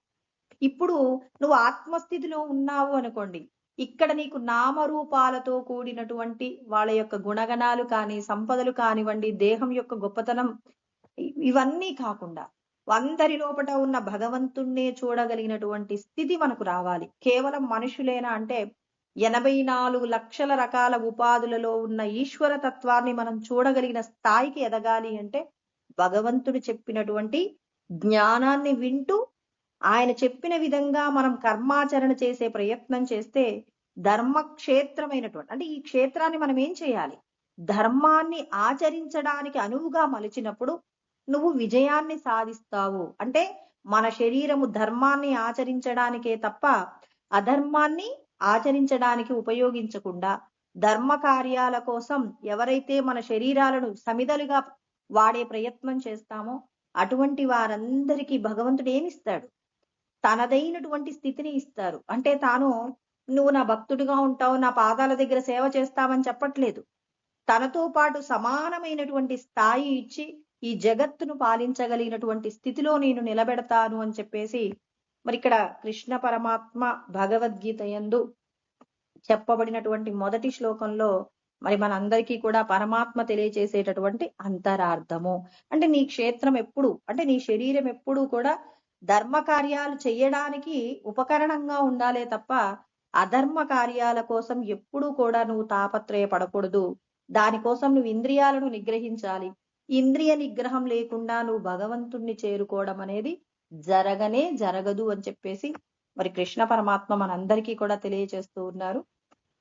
రేపు మరి సంజయుడు మరి ధృతరాష్ట్రుడి యొక్క కొడుకైనటువంటి దుర్యోధనుడు ఏం చేస్తున్నాడు, అక్కడ ఆయన యొక్క తీరు ఎలా ఉంది, ఆయన ఆలోచనలు ఎలా ఉన్నాయి మరి అనేటటువంటి విషయాలన్నీ కూడా రేపు తెలుసుకుందామండి.